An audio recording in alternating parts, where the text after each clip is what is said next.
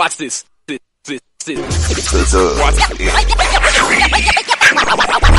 Next, football talk is a big hit. Sunday nights to Wednesday nights, we striking a match cause we lit. Y'all know the name, we call it the Dub. On Friday nights, it feel like a club. Getting that VIP treatment on the sideline, they showing us love. Great interviews, go hugs, put in work, go run. Texas youth and high school talking to page on Facebook, hold up.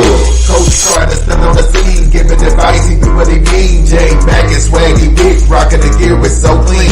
Big guys and go easy, off the easy, push easy. When my steppers are special kids, making flips and so easy. Trying to win, we so greedy. All our fans are so needy, cause they need to hear them talk about their club. We do it for the dub. We do it for the dub. We do it for the dub. We do it for the dub. That DF dub. We do it for the dub. We do it for the dub. We do it for the dub. That DF dub. Welcome to the Dub, number one high school podcast starring Pat Oteezy, Jeremy McInnes, Whitfield Roderick, Coach Carr, and Ron Riser. Well, all right. What's happening? What's going on? Welcome to the number one talk show. Speak out. The Dub, baby. You heard it first. The Dub.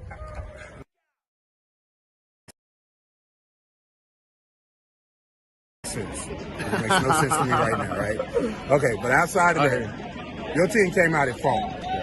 And playing in a game like this, given the fact that you guys are down both your starting running backs, you manufactured a run game. What was the game plan coming in, and how involved was your quarterback once you realized as the game started he wasn't playing his best football? What did you do to Well, yeah, I think going to the game is just not pressing, and man, their boxes. I know y'all talked about it last week, but they're 4 down linemen and they're 2 inside linebackers, the best 2 inside linebackers we've played all year.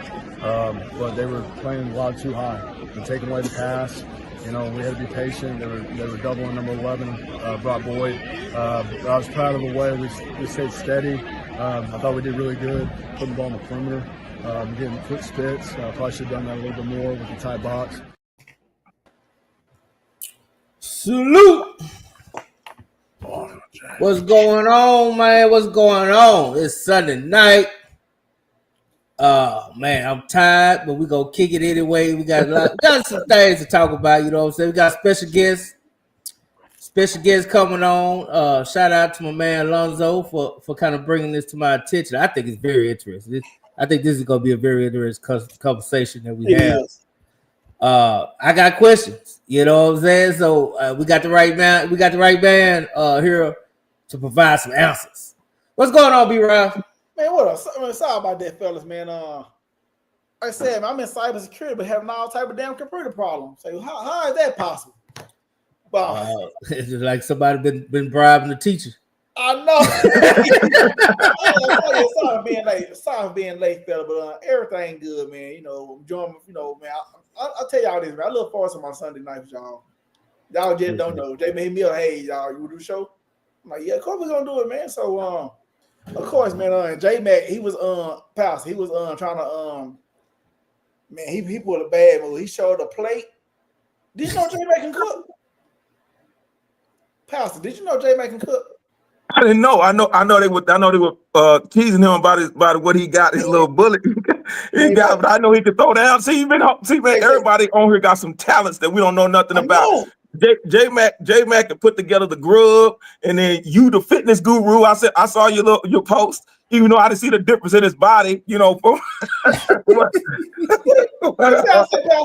Say J Mac cooks so good over there, man. I'm like, man, you know what? I ain't the hell going droughts. You know what? J Man, show that play, man. Play. Oh, let me bring it up. I'll bring it up. Yeah. Look at this, y'all. Look at this. Look at this play, dog. I ain't even gonna show the plate. I'm gonna show the grill. Yeah, show everything. Show the grill. Man. I'm like, show the grill and the plate, man. Let me see that plate. J Man can track all the trays over there, dog. Hey, man, I had, since I got my little pellet grill, y'all can say whatever you want to say about it, but I love it.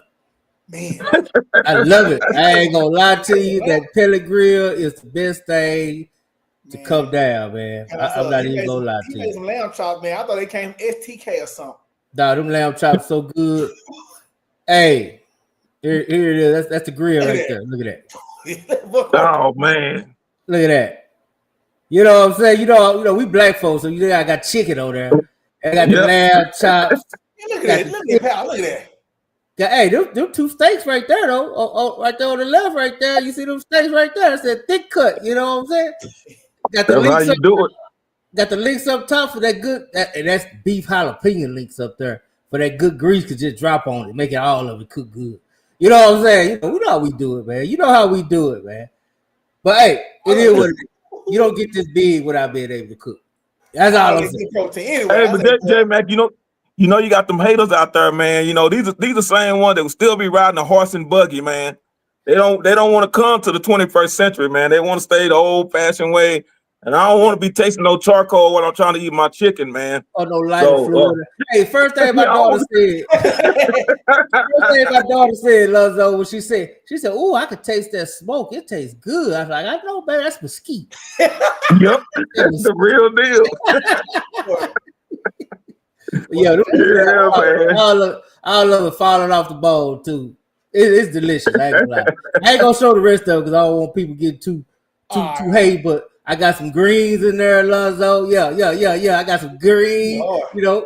Man, we clean the colon over here. You know what I'm saying? We clean the colons over here. I got the greens, and I got that bacon mac and cheese. You know what I'm saying? That mac and cheese that you bake with. You cut up the bacon and put the bacon in it. Yeah, I got all that. Yes, sir. You know what I'm saying? So yeah, I throw that over here. You know, the ladies, they don't just love me for my looks. That's all I'm saying. So all we got to do now, man, we ain't even got to try to find no spot and get kicked out after a couple of hours, man. We just get a park or something, man, and put you on that grill out there, man. That's all you gotta do. Because I love this grill. I'll be happy to get on it. I ain't got to spend all that time cleaning up and preparing or none of that. So yeah, I love it out here. I ain't gonna lie, I love it. I am pellet grill for life. You better. Only thing that's better is like when Coach Gates them get that big smoker. That's probably the only thing that's better. You know, that big smoker where they be doing like 5 briskets and 8 slabs of ribs and all that type stuff. But when it comes to just grilling, yeah, you can't beat it. Yeah, we're gonna have to put something together, man. We got to. Yeah, do a tailgate or something. Hey, you know what's so great about my grill? It folds up too, so I can take it with me. That's what I'm talking about. You know what I'm saying? It's the best, man. It's the best. I love it. But anyway, see, man, you got to mess around, and man, y'all gonna have to come to Tex Homeland, and you got to do a tailgate out there, man. Yeah, we're gonna do one for Anna, man. Cause we're gonna do it when Anna finally proves.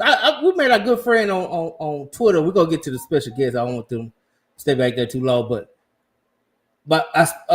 we made a good fan, man, from Argyle on Twitter this week, man. Yeah, very knowledgeable guy too. I'm trying to get him on. He know all the history about Argyle, and we're gonna talk about this later after I guess. But B. Raj, I got a question, man. He said that Coach Rogers has never lost to anybody 3 times in a row. He did say that. I seen that. Mm-hmm. In 22 years. So he basically said he never got 3 ass whoopings. But you know what that means? Hey, well, he got the right ones because the ones the team he got to beat, they believe in whipping on the ass. They don't doubt. They don't doubt about it. Yeah, so that's gonna be fun. Coach Carter finally made it in. Oh yeah, before I bring on the guest, B. Rise, you might want to talk to this brother, man. That cyber stuff is what he do. Like everything we for the show is his. It's his design. So you in cybersecurity, best time to try to talk and get your stuff right. You might want to holler at my man over here. Oh, Mo Davis. What's up, Coach Carr? Big bro. What's happening, fellas? What's going on? Hey man, we just chilling, man. Just chopping it up, man. But they give me my props on my cooking I did today. You know what I'm saying? But yeah, how was your weekend? I saw that stuff, that raw meat you sent me. Oh boy, you know that wasn't no that wasn't wrong. That joke was cooked. I don't know. I saw a whole lot of pink. You didn't see no pink, boy. Boy, I say. I ain't gonna say. And I'm not even being a hater. You definitely been a hater. You probably was in a gentleman's club somewhere. The only pink you see. You see no pink on my plate. You get out of here with that one. So I'm not gonna go there with you. If you started it, because when you go there with me, you don't have to go back. Listen, I know you like it medium rare, so it ain't medium rare. But I ain't know you want the chicken medium rare. I mean, that's a first. Hey, B-Rise, you saw the plate. What you think? How you get your protein, huh? Man, man, I want a plate. Thank you. That's why I really try to get. I really want to kick Willow off the show, really. So he's just too big of a hater now. He's just too big of a hater. But hey, let's get our guest on, man. We got to meet our guys, man. This is Lonzo. Lonzo, I'm gonna let you introduce these guys. All right. And set it up well, and we're gonna bring them on. We got questions. Yes, sir. Go ahead and introduce. All right. All right. I thought you were going to bring them on. I was going to introduce them. But I want to say here that this gentleman here, man, we've been knowing each other almost a half a century, man. Yes. We were classmates. And like I was telling his son back there, and doing the prep, that this gentleman has never changed. He's always been a gentleman. When we were younger, he was still a gentleman. He always was a diplomat. Very intelligent, part of the greatest football team to never make the playoffs, but actually won district. We'll talk about that a little bit later. That our offensive coordinator was the great Coach Dodge. So we talk about from the McKinney High, Mr. Ryan Rutledge. And I'll let him kind of talk about himself a little bit and his son, Mr. Levi. Like I said, I watched his career through his dad, and he's come up with something that I know will benefit a lot of the listeners out there and a lot of them in the group. As we were talking about, with the changes going on with the colleges and NIL and all this up and on the high school level with NIL, that this is uncharted waters. And so Mr. Ryan Rutledge has come up with an outstanding program and what he has done. And I'll let him get into that as well. But yeah, like I said, we go back, man, Mr. Ryan, it's got to be, I know it's got to be close to half a century, man. We've been knowing each other, man, since we were, little tykes back in the day. So absolutely. We want to give him an opportunity to kind of share where he's come from and with his son and getting him into college and everybody he knows with the connections on the collegiate level with coaches and everything like that. But we're going to talk about with an AI program that he has come up with that caters to individuals. And I'll let him get into that. And without further ado, I'd like to introduce to most of you all, like I said, I've been knowing him most of my life, is Mr. Ryan Rutledge and his son, Mr. Levi. Hey, yes, sir. Appreciate it, Zoe. Thank you so much. And J Mac and everybody on here. Just really appreciate the opportunity to be on tonight. I think very highly of you all. And I know backstage I shared this, the work that you all do in shining a light on our kids and our coaches. It's just incredibly important that those voices are heard and that there's some recognition there. So just appreciate what all you guys do. And we're certainly grateful to be on tonight. My name is Ryan Rutledge. This is my son, Levi Rutledge. And Zoe and I have known each other a long, long time, man. He's one of my oldest friends on the planet. And we have stayed in touch over the years. And, he pays attention to what I do, but quite honestly, I'm watching what he's doing. And every once in a while, I got to comment, because I always got to have something to say. But he, like most of you, spend a great deal of time with our young people and helping to try to guide them and shepherd them. And as you all know, with NIL, recruiting, the landscape, the world changes, seems like every hour, every minute. And that represents a whole nother set of challenges for parents, for coaches in youth sports, and for athletes. And so my son, Levi Rutledge, is currently at Midwestern State. The reason that we created NIL Recruiter, which is an AI platform that provides insight, information, guidance to help young athletes. And I say young because a lot of the NIL conversations at the collegiate level, but it's important that kids, families start early in understanding what the landscape is and building a plan that's going to work and ensure success both on and off the field. Levi went through the process. Levi was a state-ranked basketball player, a great player. I have tons of college coaches through connections of 20 years of working with college programs, had a software company that provided recruiting management software for over 300 institutions across the country. That company was acquired back in 2016, 2017.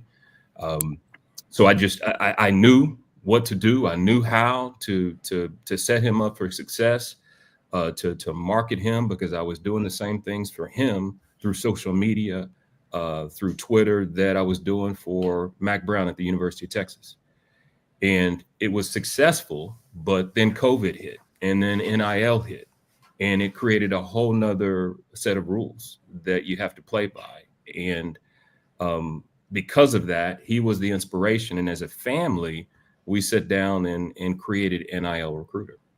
And this is very much a family project, with him being the inspiration. Even at Midwestern State, he's going to be involved and continue to be involved. But the long and the short of it is an AI platform where you can go in as a parent, as a coach, as an athlete, youth, high school, and ask questions, basic questions to complex questions, from what is NIL to being a parent that's got an 8th grade football player, and you're trying to figure out, what does NIL mean for me, or what do I need to do in order to ensure that I'm putting my kid on a pathway to success. This tool is available 24/7. It is specifically trained for youth and high school sports. So it understands the world. It helps these parents and coaches and athletes navigate that world. And it's very personalized. We were talking, J-Mac and I were, before the show kicked off, about the challenges of there's so many different services and so many experts out there, but do they take a personalized approach, and can they take a personalized approach? And I think some of them can, most of them probably try to, but a lot of times as parents, you just want to do it yourself at a certain level until you at least have a grasp of what you're talking about, and a fundamental understanding about the challenges and opportunities that exist out there. And that's where NIL Recruiter comes in.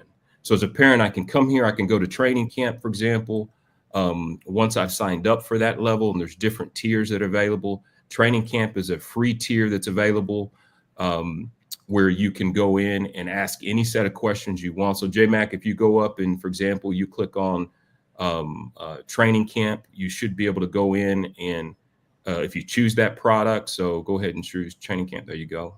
Click upgrade. Yep. And then scroll down, click, go back up a little bit, click add free. You see the free option that's there, training camp, click that, and then hit next over on the side.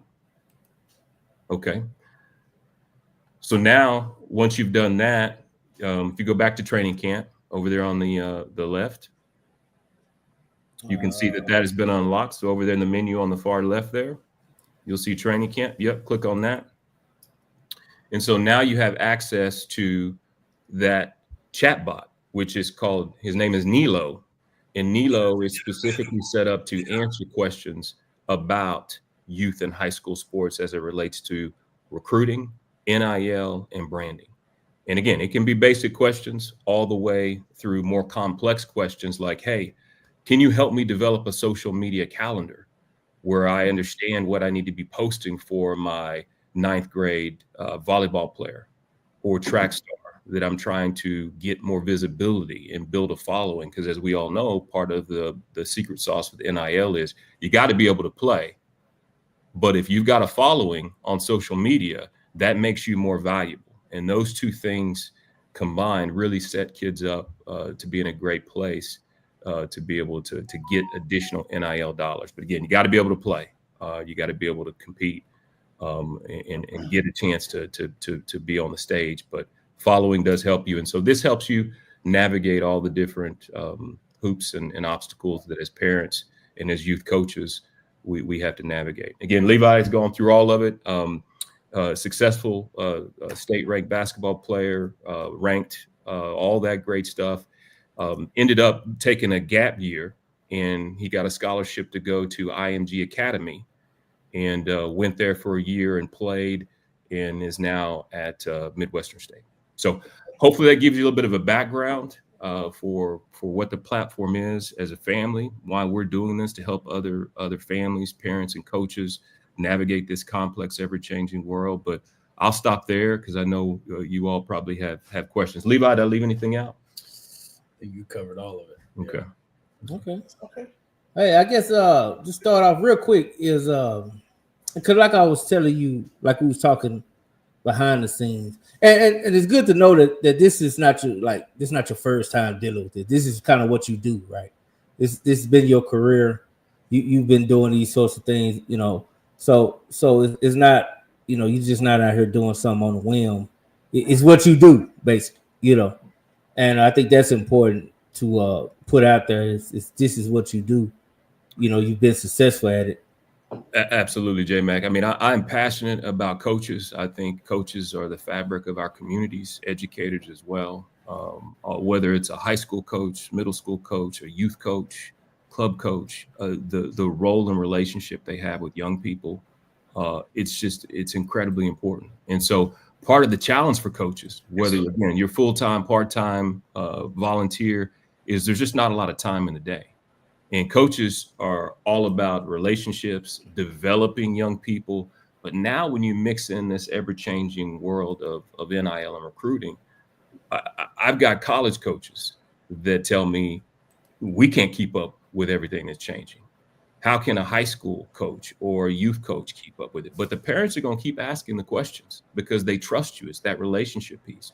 Well, now there is a tool that will hopefully help parents and coaches navigate that, where coaches can say, hey, Booster Club, hey, parent, I can help you, but here is a free resource where you can go in and ask some of those questions. So on your own time, personalized approach for your own kid, you can start to learn some of the important steps that you need to take to ensure that, you know, your student athlete has a chance to be successful at the next level.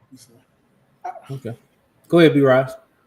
I guess that concern. My question with that is, you said, you know, they got to be able to play, but you know, every parent think their kid is a 4 or 5 star. They think everything runs into on a rainy day. With this, I think it's a great idea, but are y'all realistic with like the parents or kids who y'all allow use the free service, but the service, because every kid is not actually, you know, some might not even start in high school, let alone get an NIL deal. You know? Yeah, and B-Rise, you're 100% right. And here's the unfortunate truth: there are people out there that even if their kid is 5'2" and weighs 190 pounds and is a senior, they think that they got a chance to play at Texas, right? And I don't know if there's anything that, how many of us are on this call, I don't know if there's anything that 5 or 6 of us can ever do to change that mindset of that parent. And that's the truth. Yeah.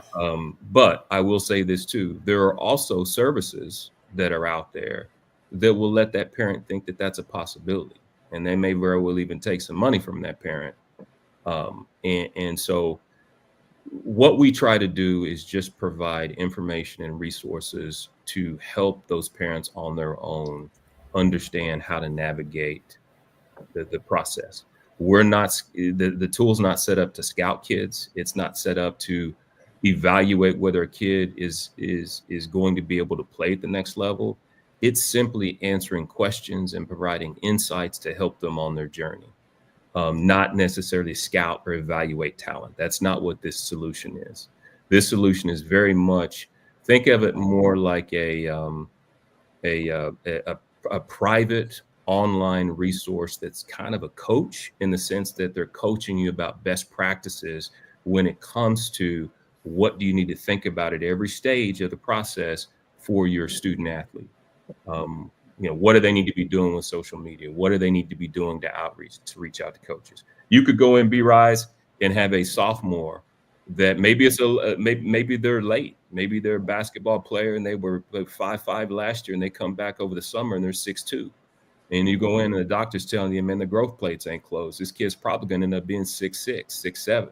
Well, now they're behind the curve because they didn't take the steps early on to educate themselves about what the world looks like. So now they could use this tool, for example, to go in and say, just that, B-Rice, I have a sophomore basketball player that plays all JV that is going to be 6'7", 6'8". We are behind the curve in recruiting. What do I need to do right now to position my kid for success? What do I need to be thinking about as it relates to recruiting and NIL? And Nilo, through NIL Recruiter, will begin to lay out what that plan looks like. And you can have a direct conversation that's back and forth with this AI assistant, and it will help you understand the progressive steps you need to take to best position your student or your athlete or your kid for success. Does that help? Yes, sir. Yes, sir. Appreciate that. Yeah. Coach Carl, you got a thing? Curious about, let me ask you this. Just being a little devil's advocate, right? Levi, right? Is that your name? Yes, sir. All right. Tell me what NIL opportunities you have. Say it again. Tell me what NIL opportunities that you have. So this last year, I was a redshirt, so I did not play due to injury. But a lot of my teammates who were playing, so I'm at a Division II school, probably one of the best Division II conferences. And as you know, with every level comes more money. And so if I'm at a Division I school, I'm going to have a lot more opportunities. Donors that have graduated from those universities are looking to come back and give money to those players, those programs. Midwestern State, they were okay at basketball. They've been all right. But as far as money goes, some of my teammates were getting $5,000, $7,000 in NIL opportunities, some sponsorships. I had a buddy at Cameron who's in the same conference, had a Smoothie King deal where he, had to post on his Instagram, hey, go out and get Smoothie King, whatever. I saw he posted a Halloween event or something where it was like 50% off on smoothies, and he posted that, and I'm sure he's getting paid for that. I think this year I'll have more opportunities because I'll be on the court. But if that answers your question, but so like your homeboys that got the deals, did they get the deals through the website? No. So the question I'm asking is, as a parent, because I keep hearing NIL, right? NIL. So as a parent using your program, what is the benefit, or show me a success story where somebody has used your program and has, okay, all these NIL deals start rolling through? Because we keep saying you got to play. Like that's, to me, that's the bare minimum, right? Yeah. Before we can really start stacking everything else. Can he play? Does he show up on film? Is he balling? Yeah. Is he starting? Yeah. Right? Yep. So for the most part, those are the type of targets, those are the type of parents that should be, as a high school student, you're learning about the next level of NIL because it's not technically legal for high school kids.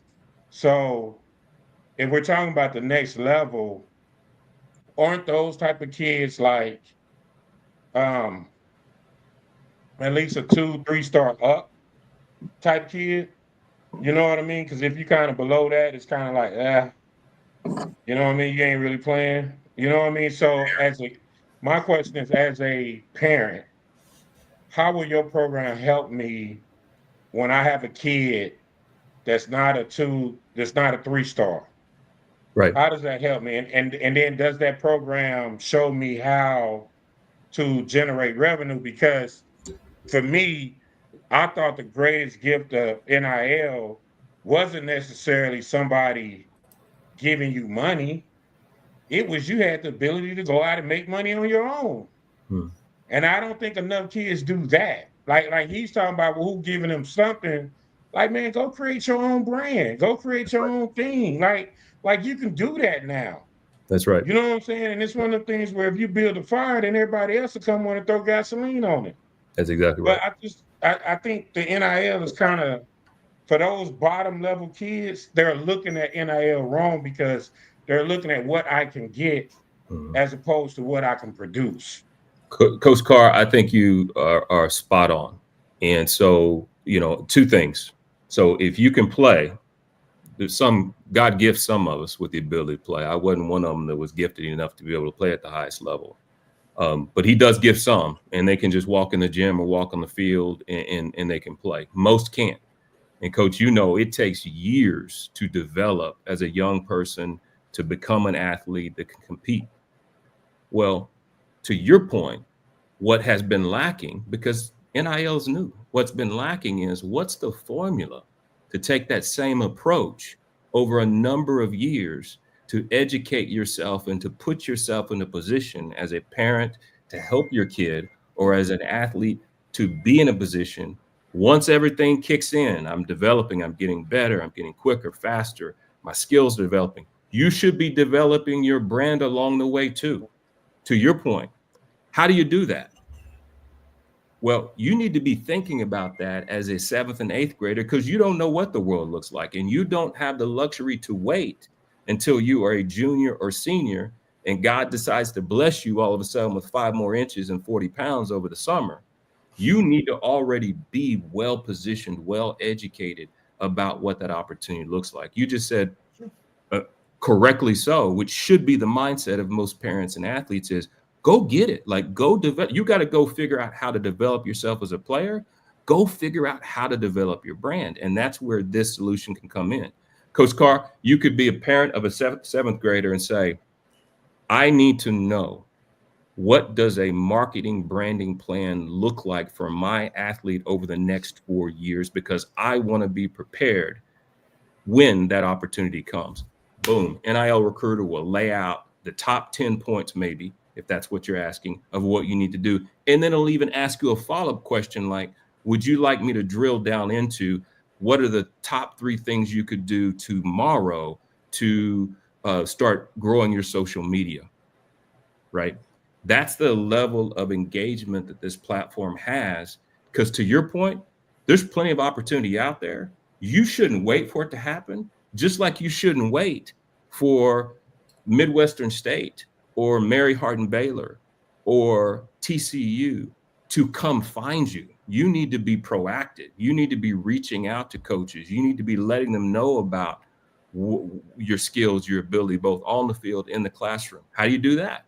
Well, you can ask NIL Recruiter, what do I need to be doing with coaches? How do I need to contact coaches? It'll lay out the top 5 or 10 things you need to be doing. So that's back to J Mac's original point with this, Coach Carr. This is very personalized. You can ask it whatever questions you want. You can ask it for whatever help you want at whatever stage you're on in your journey. And it's going to answer specific to your child or to your situation. I'm in a 3A high school in the middle of East Texas. Nobody comes to our games. Nilo, what do I need to do to get more visibility for my child? Because my high school coach may not be very responsive right now. Right? It'll respond. It'll tell you, okay, parent, well, based on your kid, he's 6 feet tall, ... Maybe you need to consider these following things. So that's the level of engagement and guidance that this tool will provide you, where you can be more proactive, to your point, Coach, because that's what you got to do to be successful. Don't wait until the opportunity's here, just like in recruiting and being able to play. You can't wait to be a junior or senior and decide, oh, I'm going to go get me a scholarship. No, you're not. It's never going to happen. Unless God's gifted you with some amazing ability, it's not going to happen. You needed to put work in for years. Levi started playing. He started hooping in 4th grade. Well, I mean, like really hooping. I'm not talking about I-9 and all that. Right? Yeah. Started really hooping, played on multiple teams, played up the whole time. Coach, we had the cheat code with him and did everything to a T. And the rules changed. COVID. How tall you, Levi? How tall are you? I'm 6'5". Shit, you should have been playing football. Hey, look, man. He could go get it. Hey, coach, he could go get it. So I coached him in flag And then I'm gonna tell you his problem. He was fast, he was quick, athletic. He didn't like that physicality, huh? He got hit one time and said, "Let's go hoop." What? Some of that. That's exactly what it sounds like. Basketball is a contact sport. You know that, right? You know that. It's a little bit different. I remember this one play is like vivid in my brain. It's like 8th grade. It's one of like second to last game I'm playing. I catch a little out route. And in basketball, I can make a move. I can get around my guy. Like I can dictate what I'm about to do. I try to like do a little shimmy. Dude just wraps me up, takes me down. I'm like, man, I could like, there's nothing I could do. And I'm like, yeah, this ain't for me, man. Yeah. Took me a little while to get up. I'm like, man, he didn't hit me that hard. I'm like, yeah. Coach, all I would do, coach, is I would tell him that put it up. Just put it up. And he was taller than everybody else in 7th, 8th grade. I mean, he stood out. And they didn't have an offensive line. And so it was a jailbreak every single play. And they still couldn't get the ball to him. The few times they did, he scored a touchdown every time. But he just decided, and I told him, and said, we're not specializing. You let one dude take you out, man? Man, I couldn't. Eli, one dude. I was like, man. What did the AI say about that?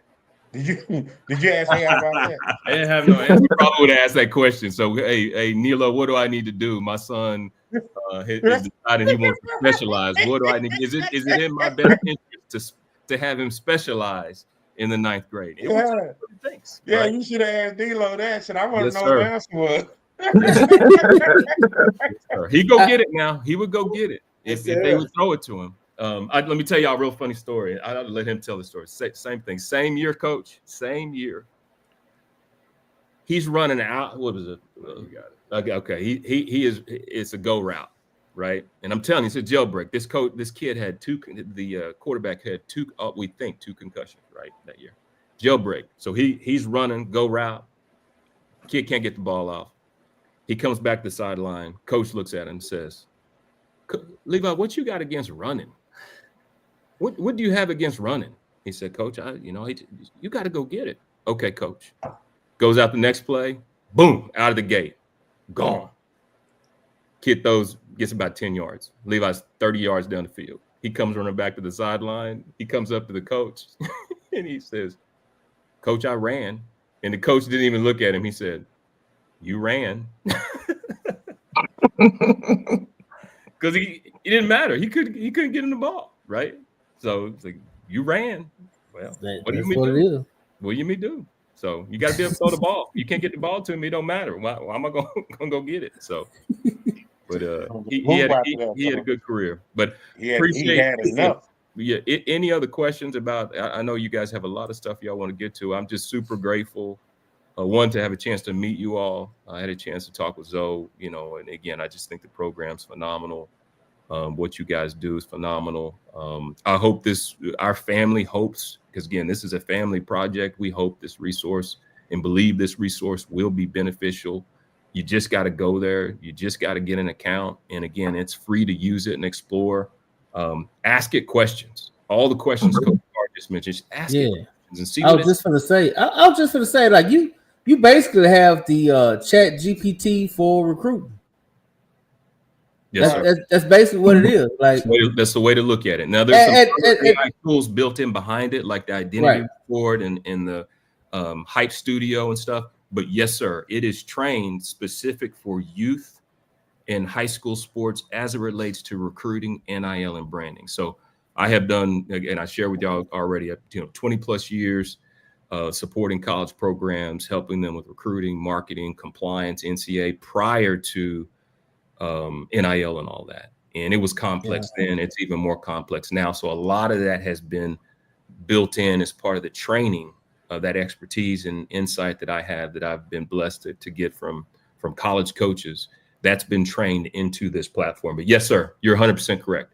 Yeah, that's the first thing I thought. And I think everybody should check it out, man. I mean, I think it's dope. I think in a day and age where you got so many, like we were talking backstage, man, you got like 5-star parents, they trying to get into the advisory of NIL, but how can a 5-star parent advise a 2-star somebody that's trying to get to college? Right. You know what I'm saying? Like, it ain't the same. You didn't take the same. You didn't have to pay for now trip.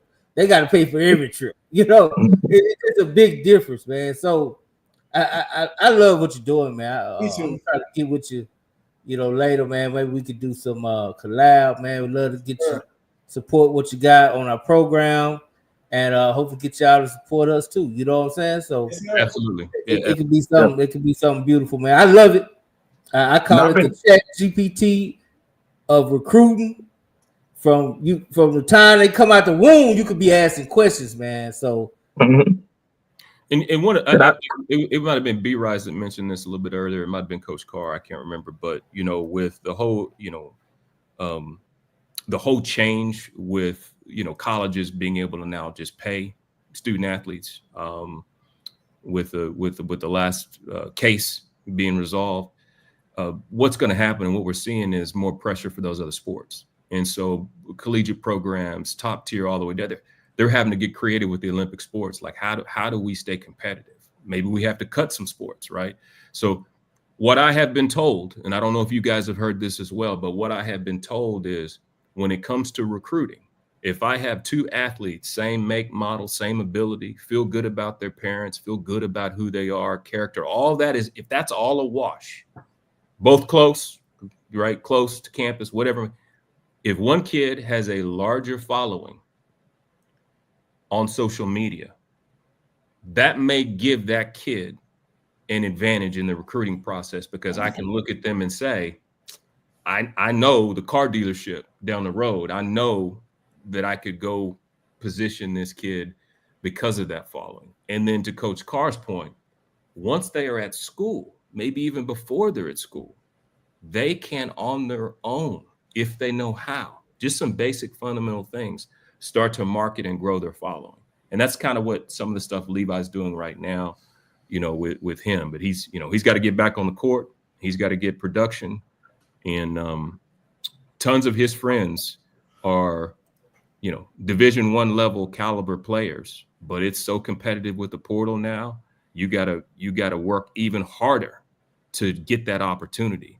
But don't, like Coach Carr said, don't wait. Don't wait. Do all the things today. Right. Plan as if you are going to be successful. Have that mindset. Have a plan. Develop that plan.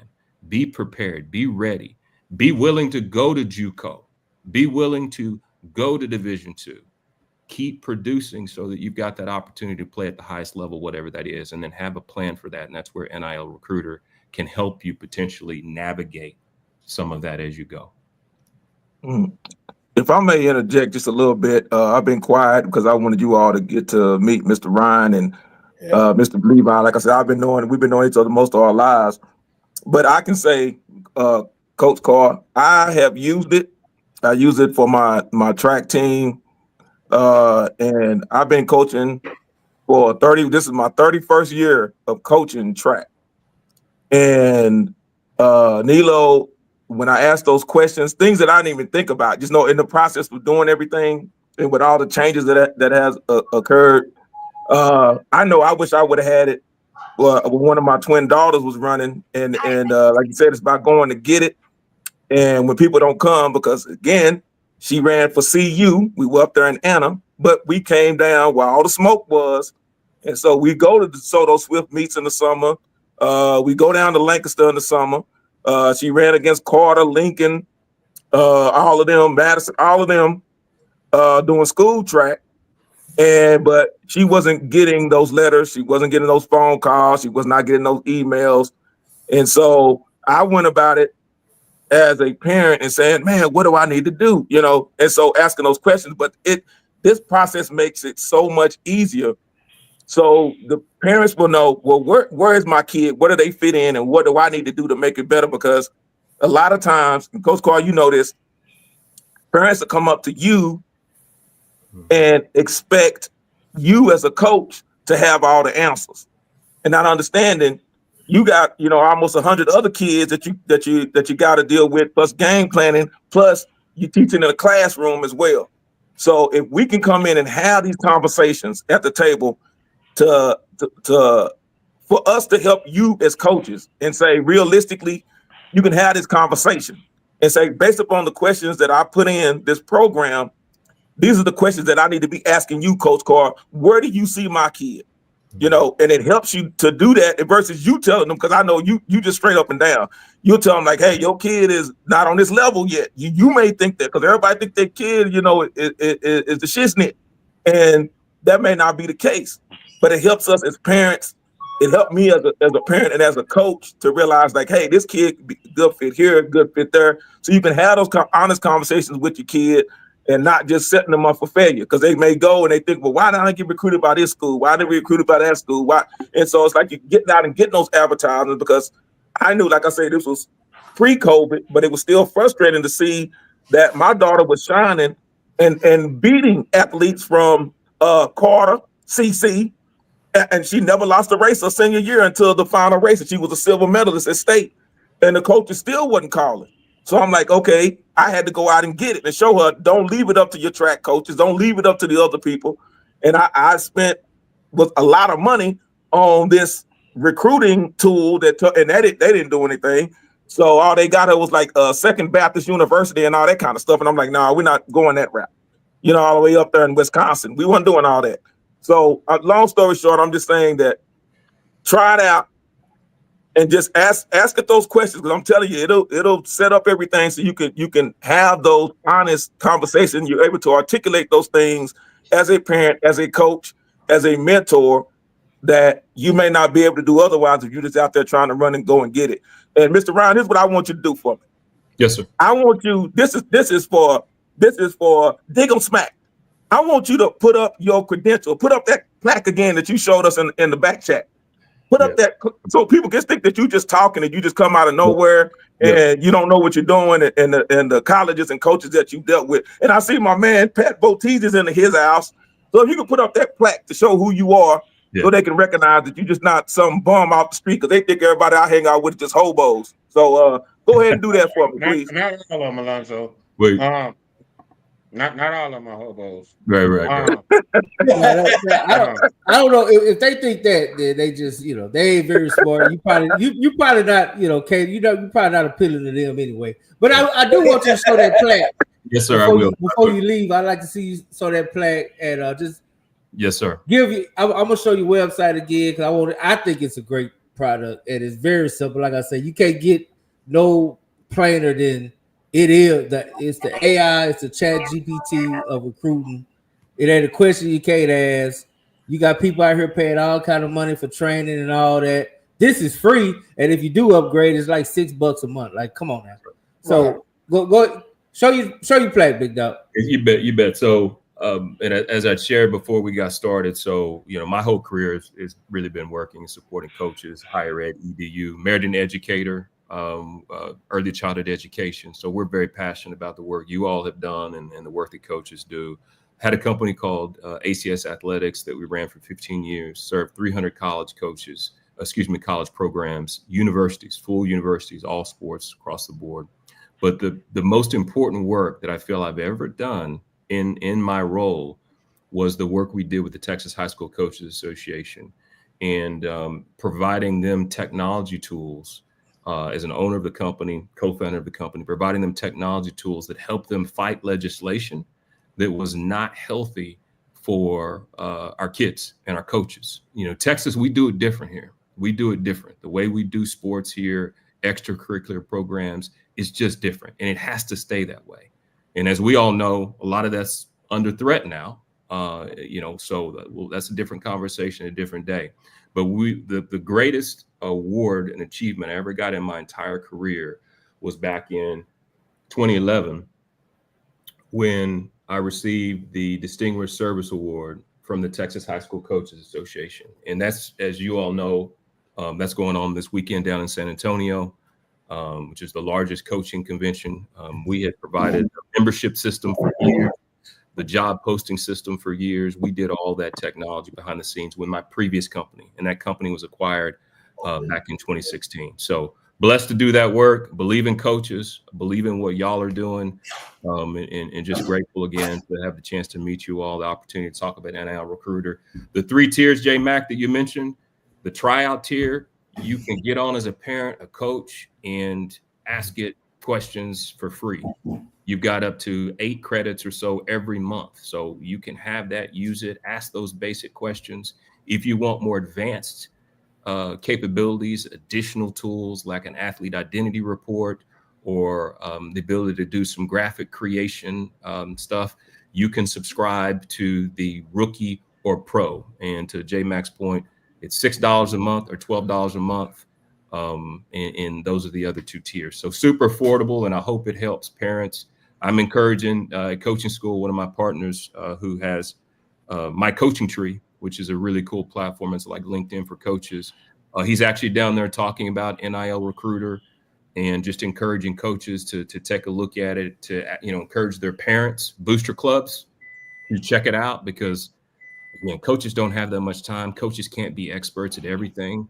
So with this, our hope is that, and belief is that, they can spend less time explaining and more time coaching, and that's what it's all about, really. And some of those conversations, Coach Carr, you said it earlier. A coach may want to have NIL Recruiter in their back pocket, and so when they've got that parent, and some of us have had several of those parents that think, that 5'2" player is going to be, an offensive lineman at Tech or TCU, you might gently encourage that parent, hey, check out NIL Recruiter and maybe ask it, what was the size of the recruiting class of offensive linemen for 2023 for the University of Texas? And let NIL Recruiter do some of that. Yeah, let them break the bad news. That way, hey, let the coaches keep their relationship. Let NIL break. It can help coaches in a lot of different ways, and sometimes, as you guys know, it's just about being real. Yeah. You gotta love them up. You gotta love them up. You gotta love them up. Sometimes that's frowned upon. Yeah. You gotta love them up. Y'all, thank you so much. Yes, sir. Come back on. And anytime if there's questions, we'll give you guys an update. This is the first media we've done around this. Coaching School is the first time that it's being kind of soft launched. So this is very much at the earlier stage. Coach Carr, it would be a blessing to be able to come back, maybe in a few months after we've had some traction, after we've helped some families and helped some kids and parents navigate some of this, give you guys an update. And if there's anything that I can do in my capacity, that our family can do in our capacity to help you all and bring more visibility to the important work you're doing, please let us know. Hey, absolutely, man. Well, hopefully we can have that conversation, man. I would love to partner up with you, talk about it, and just support each other. That's what it's about. Yes, sir. Hey, once again, appreciate you. Y'all go to nilrecruiter.com. Ask some questions, man. You get a free trial. Ask some questions.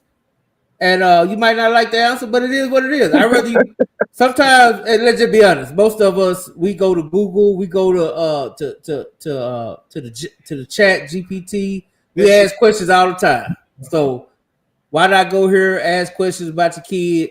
If they're in 8th grade on B team, ask what you need to do. That's exactly right. It's not a trial. It is an actual subscription. So like Chat GPT, where you can ask it and you forget it, and it's going to keep that kind of chronological history of the questions you ask. So as you develop things over time, and that subscription level tryout is free. So so that's dope. Yes, sir. Some of y'all ask them hard questions you don't want to ask. You know what I'm saying? That's good enough. And coaches, if they come in there asking you questions, just refer them to nilrecruiter.com. Hey, Coach Carr, you got to do. Hey, Coach Carr, we might have some of our technology folks. We may have them. You know how they had Superman and they got like the dark Superman. We may need to create a dark Nilo. So you need to call it Willow. Oh man, Willow. Yeah, that's what you need to do. First question is, yeah, we'll get to the branding, but tell me about your son. Yeah. Or maybe to ask, I'm like, curious. do you have anybody in your curious. family that has played? We'll go way back to Well, the first question, hey, what do I got to do to get my son to the University of Texas? Well, how tall is your son, and how tall is your brother? Yeah. They're 5'9", ma'am. Nope. What's your DNA? We Nope. need to know that. We need to know right now. Put the finger here. Hey, Before y'all let him go, I gotta throw in a fun fact. We were one of the only few teams to go into the house of those Scots and beat them on their home field. Yeah, we did. Fun fact. Yeah, we did. Beat McKinney High. Everybody wanted us to lose that game. And here's the deal. Came down after that game, 3-way district tie. McKinney, Denison, and the Scots with all their money, right? And that's a great program. Coach Allen up there is phenomenal. They're great people up there. But little McKinney, Texas was not supposed to be in the conversation. And then about 45 minutes after that, we're on the bus out in the parking lot. And Coach Poe comes on the bus and says, we lost the coin toss. We lost the coin toss and walked off. And I'm a 53-year-old man, and still to this day, that hurts because we had an opportunity. There was a really good team, a lot of good guys, and coin toss. That's the team Coach Dodge was the OC. Yes, sir. Yes, sir. That's why he's been going to Highland Park teams from ever since. J Mac, that was his third year in coaching, I think, third or fourth year. I think he did Rockwall before, and he was our OC there. They had just implemented all that run and shoot stuff that way back then. And right after us, Max Nocky came, and that's when McKinney went to. I think would they go to the quarter or. Yes, sir. Yeah, that's when games were watered down the field, so Thornton couldn't run, man. They did. Yeah, they did. Gordon, he couldn't run, and Papa T and those they couldn't move, man. Lynch Mob and the Bomb Squad. Yeah, we were just before them, so we set the precedents, and like I say, yeah, that was the class, but we're all still close, and all you can tell that Mr. Ryan is one of the most intelligent individuals that I've ever come across in all my saying, and like I said, and his son is right behind him. Y'all need to check out. I call him Little Levi, but he big Little Levi. Y'all need to watch out look at some of his highlights. Get on YouTube and look at some of those highlights. So he's a hoopster, and I just appreciate you coming on, J Mac. Thank you for allowing him to come on, man. Like I say again, and check out. I'm telling you. You better go there, go to their website, ask those questions because I did. And there were things that I didn't even think of. So, I'm mad at you. I'm mad. You definitely got to get you in your image. I'm mad at you because you didn't introduce me to Coach Carr because I would have took his butt up to, up to Dallas back in the 7th grade and just turned him loose and let Coach Carr, put him to work. Yes, sir. Put him in that Oklahoma drill. Until he was going to get on a bus to come home. Yeah, Levi be out there making right now $500,000 a year. You stuck with football.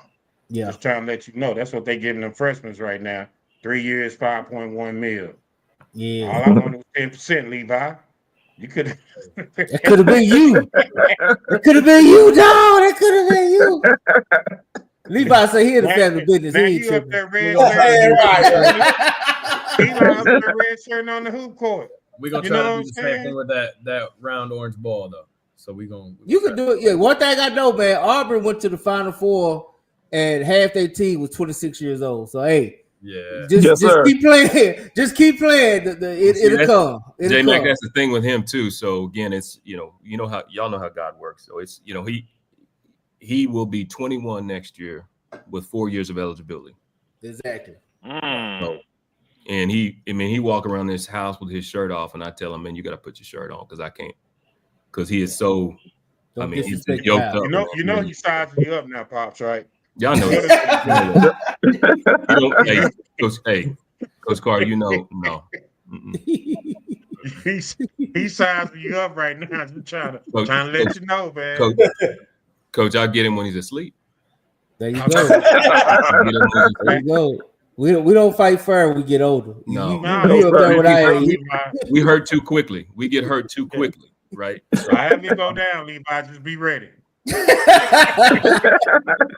Hey man, I appreciate y'all, man. Once again, man, we definitely go get back in contact with you, man. And hey, once again, thank you, brother. Yes, sir. So thank you for introducing me to these gentlemen. Appreciate you, sir. Wish you all. Yes, sir, brother. You know I love you, man. Yes, sir. I love you, man. All right, thank y'all. Yes, sir. Pat Boteezy. Pat Bo. I was gonna bring you in the conversation, but I thought it was gonna end. It just never ended, but that's okay, man. Welcome. Oh. No. Look, that was good. Sometimes you have to pull a Brian Riser and just listen. So, hey, that's dope, man. I love to work with. Hopefully, we can work with him, man. And man, we need to get him to advertise on the show. Yeah, we need to be pushing that every week, every show, every week. We need to be pushing that. So yeah, that'd be something. We cheap too. We cheap just like he are, so it can work. Very cheap.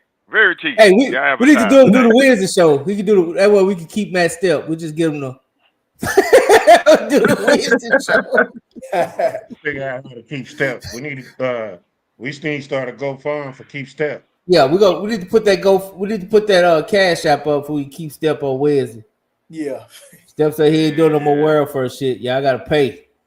Yeah, pay like you weigh, Pat. Anyway, man. Now that these last about 40 minutes, man, we just gonna chop it up, man, about some different topics. You know what I'm saying? It's been a lot going on. Man. And B Rod, I'm gonna let you start and jump it off. Whatever's on your mind. Oh man, well, has it been confirmed, J Mac, about North Crowley quarterback situation? Not official. It's just rumors, but you know, it's a situation. Okay. Well, we had this word around, that North Crowley may not have their starting quarterback, Willow and Pat, going into the season. So, I know that's if that's true, that'll be a big blow. And I seen the groups, man. Hey, it's a possibility. That we can have two different teams in the semis this year in Region 1 and 2.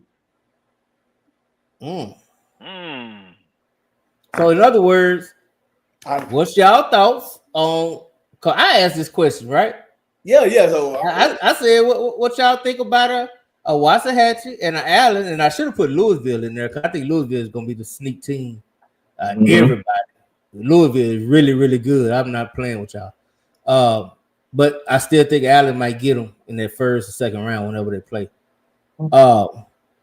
What we thinking, man? A semifinals of somebody other than Duncanville and North Crowley?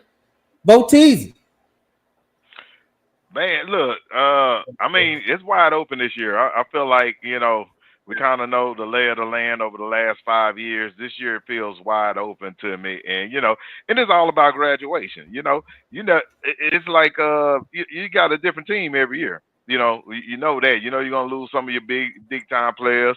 Duncanville lost CD 1 year, lost my linebacker at Texas the next year, and then lost the Corian the next year.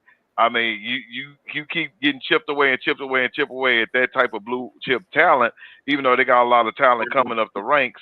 You just don't know. This is a year-to-year business, and I feel like sometimes every program, I don't care how good you are, you may go 9-1 or 10-0, but it might not be the same 9-1 and 10-0 as the previous year. So I definitely see the door is wide open, but.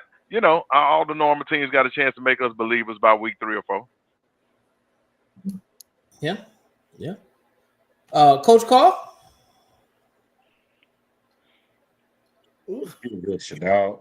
So, I'm never gonna go against the Gates team. Just like we all said, is Duncanville gonna be back? JJ this, JJ that, and the next thing you know, they came back with generational type players.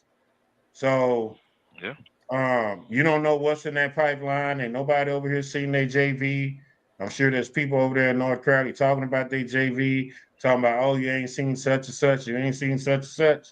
And that's true. But I know they got one of the best defensive linemen coming back. They got one of the best running backs coming back. And then as long as you got Gates, as long as you got Coach Harris over there on that defense, I mean, what are we really talking about?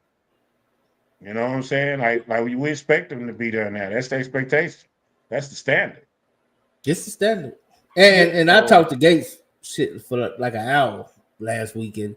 His expectations ain't changed. So it is what it is. What you say, B. Rod? Hey, J Man, you talked to Coach Brown for about an hour. You talked to Coach Gates for about an hour. I talked to Coach Brown for about 45 minutes. 2 weeks ago. Same type of talk. You know what I'm saying? But let's be real, man. But I mean, they said when it comes to coaches, man, they all say almost the same thing. You know, let's just be real, y'all. When we talk to a coach, they all gonna have a certain bias towards their own team, and it's up to us as media to kind of differentiate what we see. Yeah. And I'm just gonna say this, man. For North Crowley to not have a quarterback and us to say, hey, they'll be our 5th round. So what are we really saying about Arlington?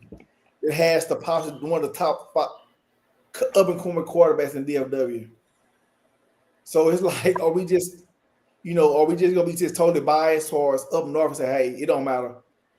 It don't matter what North Crowley got. They just gonna beat Allen regardless. And they got a really good team coming back too. A really good team coming back. And like I said, it's gonna be, like I said, it's wide open. Like Big Bro Pat said.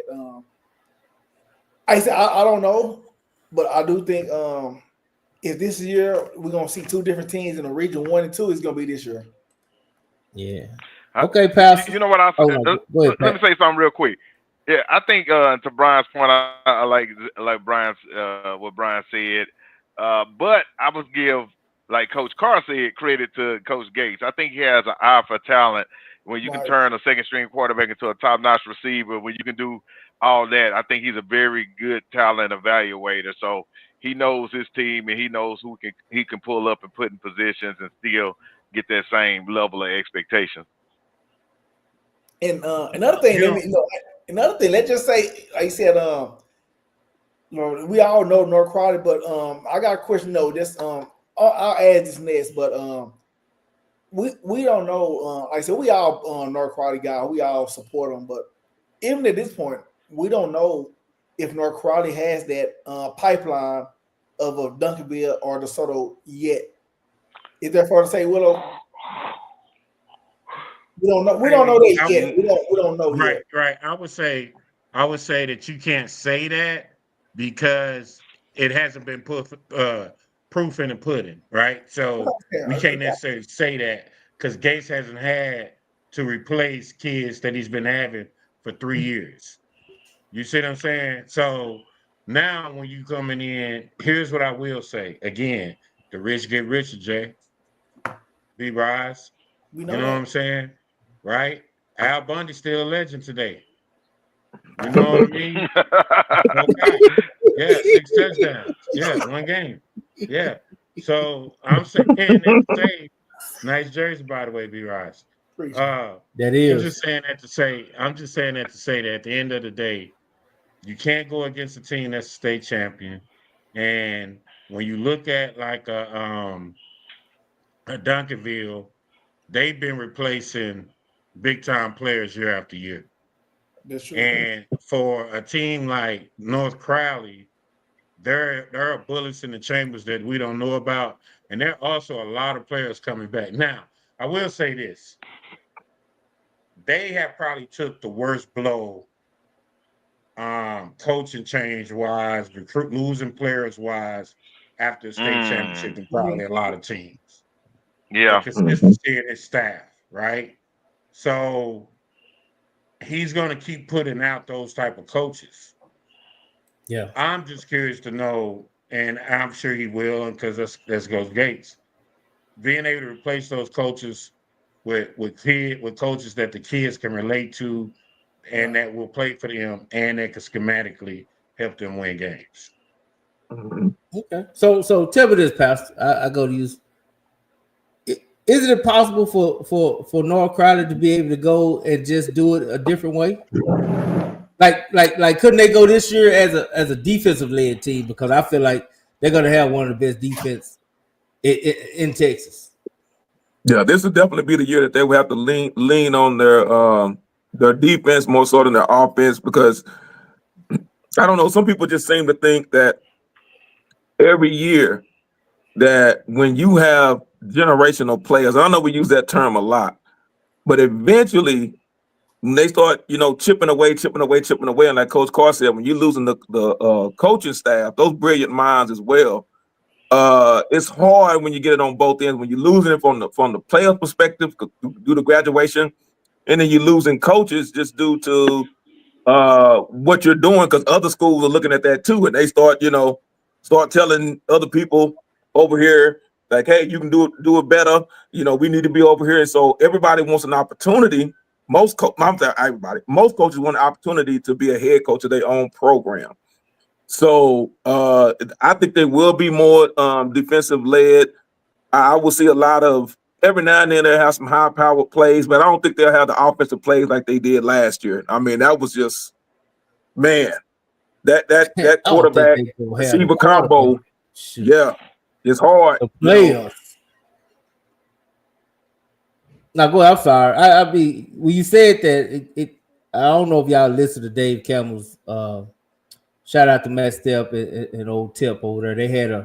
They did a Sunday night show during the daytime today. That joker went like 3.5 hours.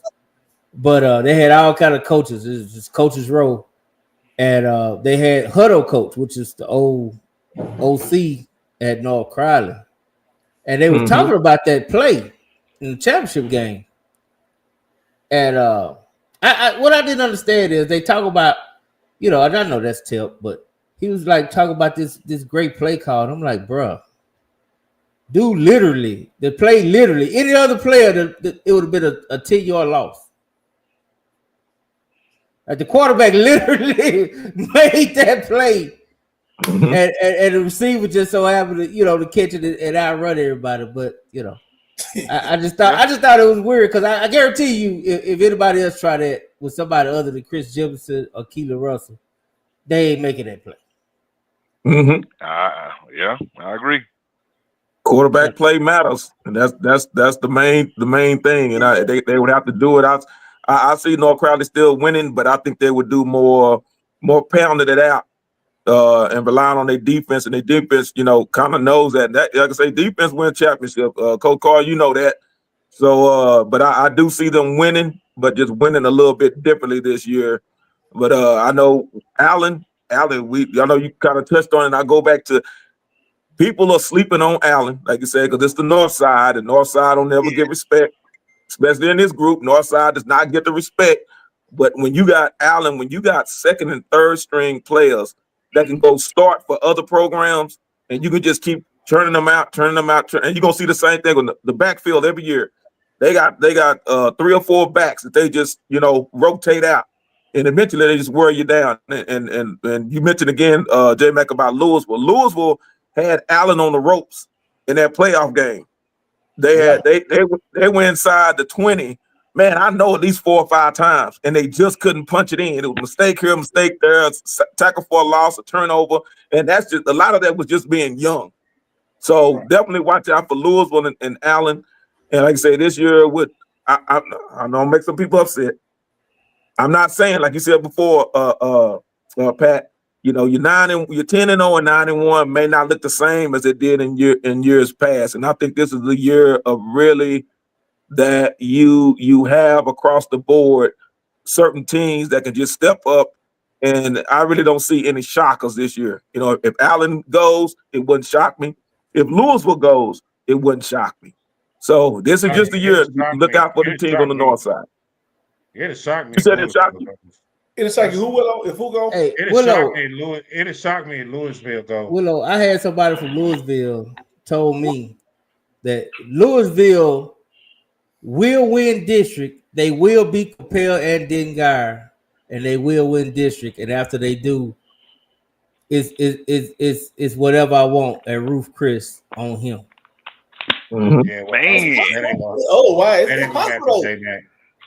That Man. ain't gonna happen, J-Mac. I mean, I want you to Man. get you some Ruth Chris. You have to start paying for you on your own. Listen here, man. Y'all can buy that Kool-Aid on this Louisville stuff, but when I heard this man say that they don't want to play Duncanville, scrimmage Duncanville, you ain't nothing you can sit there and tell me that's gonna ever change your mind and say that they got the type of mentality that's gonna be able to win big games. So I don't care what you say. Oh man. Whoa, you don't think they could beat a rebuilding the Capel team? Yeah, we Man, know I don't Capel care. rebuilding. Listen, I don't care if they beat if they beat Capel. Okay, now the reason why I don't think you're gonna beat Capel is because Capel's coach, he's about as physical as they come. Yeah. Louisville not ready for that. They're not built that Yeah, way. but Eddie Griffin is gone though. That's the thing. See, Man, listen. They don't think that Capel ain't got somebody coming in to step right in. Like don't think that they not reloading too. Well, they got the quarterback. He like 6'4". He got like 10 offers. You know, he transferred from Argyle Liberty. He probably the quarterback that was there last year. That's what they saying. Yeah, that's what they saying potentially. Yeah. Yeah. So listen again. I'm not buying the Louisville juice. I'm You not just don't buy buying it. it. Oh. Yeah, I'm not drinking it. You can't give it to me. You can't say, hey, take a shot. I'm not doing none of that. Damn. Okay. Let me do this for you. Let me do this for you, Still Will. Everyone remember all over the years, everybody was talking about Prosper, all these 4-star, 5-star linemen that they had, and Allen shut them down. When I tell you that that line in Louisville was pushing Allen's defensive line, so I'm telling you, I was at that game and I saw it firsthand. It was a couple of slip-ups that cost them that game. They had Allen on the ropes. Listen, let me tell you something. Whenever you bring up Prosper in the conversation, the only thing they're good at is paying their coaches. Very well. And Superintendent Willow, don't forget the $700,000 guy. Yeah, man, they out there, man. You know what I'm saying? I've never seen a school district pay for mediocrity ever. But I'm just saying, like, you can't be bringing up these schools in your arguments to reinforce No. the notion that I'm just going by. I don't rank athletes. I don't rank athletes. That is what y'all's boys were ranking them. That's what they had. It was Dave Campbell. It was your boy Diggum Smack, and all the rest of them. All these recruiting websites was saying that Prosper had the best line in the nation. I'm just going by what they said, not about what I said. That's what they said. I said Cedar Hill. But here's what I'm saying. At the end of the day, we can jump in and say they got this, they got that, they this line, woo. It don't matter. You're talking about soft and softer. You know what I'm saying? So, and you trying to tell me who's gonna win that pillow fight? Nah, man, ain't Willow Sluggo tonight, boy. God, he have no faith, zero faith, none, zero faith. Which I ain't gonna lie, I do co-sign. I think the best team in Prosper is Walnut Grove. Ain't no doubt about it. Ain't no doubt about that one. And shout out to him, man. That coach, he was on the Dave Campbell show. I thought he said something that was pretty interesting too. I think this gonna be the year for the defense in that district up north in 5A, but we'll get to that. We'll get to that. I think it's gonna be defense being played up there. Yes, sir. Based on the way he was talking, I do believe it's gonna be some defense being played, and we're gonna look at a different. What's that district, Lonzo? What's that district? 4A. Yeah, that's that. I'm saying you. It's 4. What is it? 4 or 5A or what is it? It's 4. Because Argyle is 3, and then then CU Texas 4-5 D2. Okay, Yes, 4-5 D2. I think that's gonna be surprisingly a district of defense, and I'm just gathering that from the people I'm talking to. It's just like he was very confident with his defense. He was like, "Yeah, we got this." You know, they started a freshman nose guard the whole year. Yes, sir. And he was had a good. lot of youngsters. Yeah, he was good. So He was good. He was. they got 2 linebackers that one of them didn't play. That's coming. That's supposed to be pretty good. So I think it's gonna be, they're gonna play some defense. I'm with you. All thing about the Allen thing is if they're gonna be starting a freshman quarterback, all bets are off. I don't care if he was here when he was 6th grade. He didn't play here, and now he coming back. And that Texas Heat is just different. Like it's just different type of dogs. You gotta play up against as a freshman. That you should have been acclimated to. Like he didn't play junior high and he didn't go through the Pee Wee circuit, so it's all new to him. And that's what made what Waxahachie quarterback did so impressive. Even though he took a dip stat wise because of competition level, but it's just different once you get to Texas, especially in that 6A. Like it's different kind of beast coming out there. Mm-hmm. Miss Erica, I see you in the chat. I didn't bring up CU tonight. J Mac was talking about that district, so yeah, I just brought up because Walnut Grove and Willow after that shot, Willow threw at Prosper. I had to at least say Walnut Grove was pretty good. Yeah, you gotta get Walnut. I had to at least get Walnut Grove because I'm with him. I agree with him. Like Prosper. If Walnut Grove got a defense coach, they may be the team to watch out for. Yeah. I mean, they have a good defense, and they thought they were gonna. Like I said, they have a good defense, and then on the other side, they got a young quarterback, and they got Cam Newton at running back, and he's not talked about like he should be as one of the best running backs in the state. Cam Newton can go, so just check him out. So and he got a cool podcast too. Yeah, he do. Yeah, but he stays stirred up some stuff on his podcast. Yeah, he do. He the J Mac of his podcast. He might be worse than me, boy. Cam, I be listening to Cam be like, "You just said that." At least I believe what I say. Hey, because that Jalen Hurts take he had just crazy. Now, come on, man. You can't go to 2 Super Bowls and be a top 10 quarterback. Come on, man. You tripping. Yeah, you just a hater. You could be a hater and still give credit. You know what I'm saying? Like, you still can give credit. Yeah. Come on. Yeah. You don't like them, you just don't like them. Cool. But, Yeah. And that's like you saying, man, I can't, okay, there ain't no single, ain't clip. No, you just don't like them. That's fine, but you gotta love that music, boy. But you can't say the music ain't jamming. It is what it is. So by a show of hands, B-Ryan, start with you.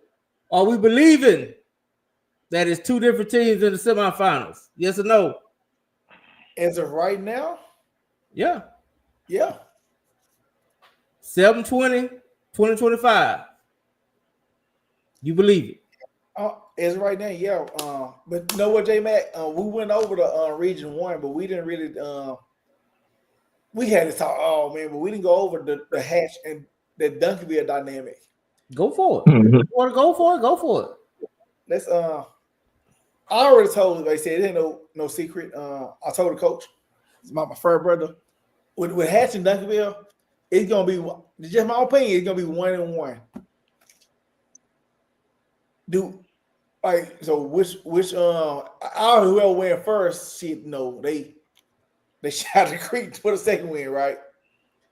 But my only question for Hatch is, even Willow, we talk about it, are they that mental? Do they have, like I said, this year they had a talent to win district, but that mental aspect, can they get over that mental hurdle?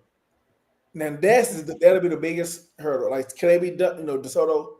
I mean, player from player. I mean, it's all even, yeah. But do they have that mental aspect to get over that question? We don't know, Willow. Pat, we always, for the past 2 or 3 years, it's been the same thing. So, but this year, I believe It'll be 1-1. What do you think, Willow? Do you believe R. Kelly can fly?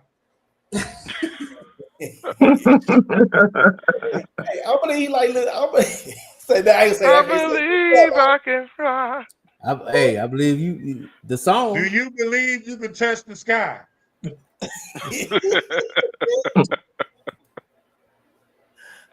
Oh damn! Well, you tough tonight, Willow. Damn, you tough tonight. Hey, but all I can say is, I don't see what people believe so hard in Duncanville other than tradition. No, ain't nothing special.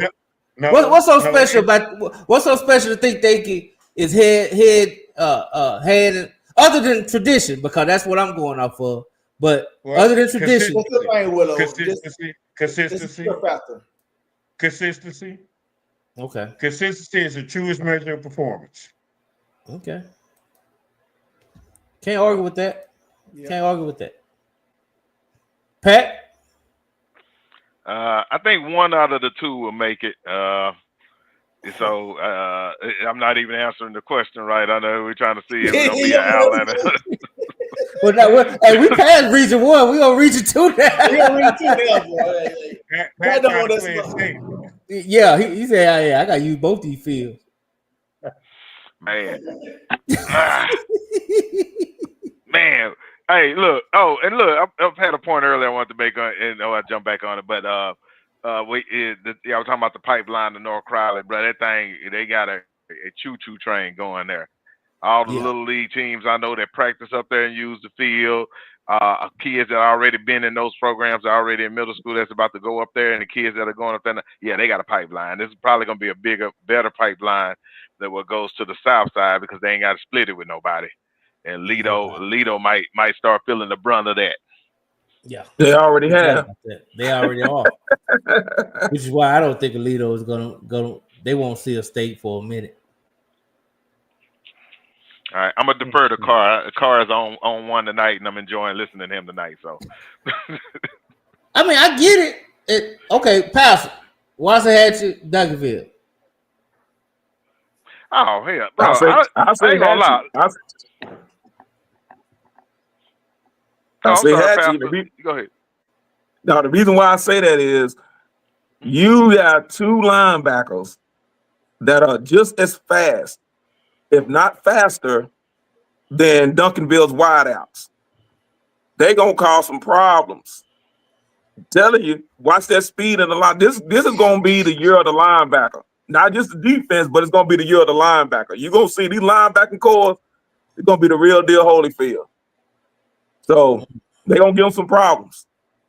And you know when you got a coach's son that's out there being the quarterback of the defensive linebacker, little Tolly at Hatch, they're gonna cause some problems, man. And I know people don't like to hear it. They always think, and I know I love the South Side. I love y'all I-20 corridor. I love y'all, man. I love 67. I love y'all. But everybody can be beat. So watch out for Hatchie. And you got Sunshine. Yeah. Mm-hmm. I just think this is the year, man. I just think this is a step back year for a lot of programs. Me too. Include DeSoto. And I like DeSoto. I'm telling you, we're not going to see a DeSoto South Lake semifinal. So I'm just telling you right now. Go ahead and get that out your head. Yeah, I've been saying DeSoto's going down for a long time. After they won that first one, that second one, didn't nobody listen to them. Now y'all starting to see it. Oh, I want to see DeSoto. Listen, man, let me tell y'all something. Okay? Football revolves around a circle. It's a 360 degrees when you talk about a program. It is going to go through changes after a lot of success, because that success, and somebody asked me, what did I think about a program and the biggest strengths of this program and the biggest weakness of this program? The biggest strength of the program is consistency, continuity. You know what I'm saying? Having the same people doing the same thing over and over and over again. The downside of that is having the same people doing everything over and over and over again, because you don't see what other people don't see. You don't see the cracks in the walls because you used to pounding the wall. You know what I mean? So a lot of times that it's that that dynamic. And sometimes change up is good because it revigorates everybody involved. It gives you a new life, right? And then if you look at, like, for an example, I always use like the University of Miami, University of Notre Dame, University of Michigan. They all have had down years in the last 6-7 years. Now you're talking about a Notre Dame who has been to the national championship. Michigan has won a national championship. Those programs always finds a way to fix themselves. Miami now, becoming relevant, probably will make the playoffs this year. You look at a who's going down, who not too long ago with Jimbo Fisher won a national championship. It's the cycle of programs. And I don't think people really see it because they're involved in it. And that's why a lot of times people will get mad at us because they feel like we're taking the shot, but we're just on the outside looking in. It's like I saw this dude, Caitlin, her boyfriend, and she was walking out, and he tried to kiss her, and she like put her hand on him and like, what kind of like, and walked off, right? Everybody on the outside sees something going on. He may not see it the same way because he's involved in it. I just think that when you're talking about these programs, man, when there's a program that falls, there's another program that's going to grow. So I told y'all at the beginning of this year, I said, if Waxahachie was going to do it, this is the year they need to do it. They can't wait another year. And it's going to be this year. That's my whole point. This is the opening is there. The hole is open. It's 32 dive. The hole there. Mm-hmm. We gonna hit that hole. It might be a 1-year run. I know what DeSoto got coming down in a couple of years. Well, I know this. I will say this, and there is no doubt DeSoto is going 5A next year, and I believe they will win a 5A championship within probably 2 2 years. or 3 in a row. Yeah. If they don't win both years, I could almost bet whatever that they will win it once in the next 2 years. When they go 5A, I feel sorry for everybody. You better fight hard because the next 2 years, DeSoto coming. Yep. But they'll be down there with who? Alito? If they go D1, somebody said they might go D2. They said the number's so low they might go. Right, but here's the crazy part about it. Don't be surprised if you see Lancaster there too. And Lancaster, yeah. That's true. You see them? Lancaster go back down for sure. Realignment wise, you're gonna see, to me, 5A Division I and Division II will become much harder than it is this year because I think there are a lot of 6A teams that are fighting to get out of 6A to give themselves a chance to win a state championship. Yeah, and it's gonna be interesting. I saw they was already talking about. I hear you, Mr. Baker. Mr. Baker be talking that. Shout out to Keith Baker, but he be talking that. You know Keith. Keith be talking that dog, boy. He a Capel guy. Yeah, he a Capel guy, man. Shout out to Keith. Y'all watch out for them farmers, though. Watch out for them farmers. Yeah. You watch out for Waxahachie. Cause they coming. Keith also a referee too, a former referee or former referee. So I know Keith Baker. We go back. Yeah, I shout out to him, man. He always in the chat talking that good stuff. I ain't mad at him. Salute. Yeah, but no, I'm with that. I think DeSoto. I just think this is the year, man. Hatch gonna do it, and I'm not gonna say it until it happens, because I don't, because you are what you are until you change. You know what I'm saying? You are what you are until it change. But I do believe it's changing. It ain't happening.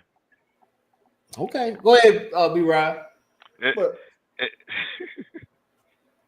But the thing about it is, but we, like I said, with Hatch, they are in the best situation they have been in since being in their district. They got the best quarterback. They got some receivers. The D line is on point. That's what I'm saying. They got D1 talent on both sides of the ball. Mm-hmm. Again, and a great coaching staff who's still intact. So why not Hatch? That's what I'm saying. That's just my only. Yeah, why not? Why not?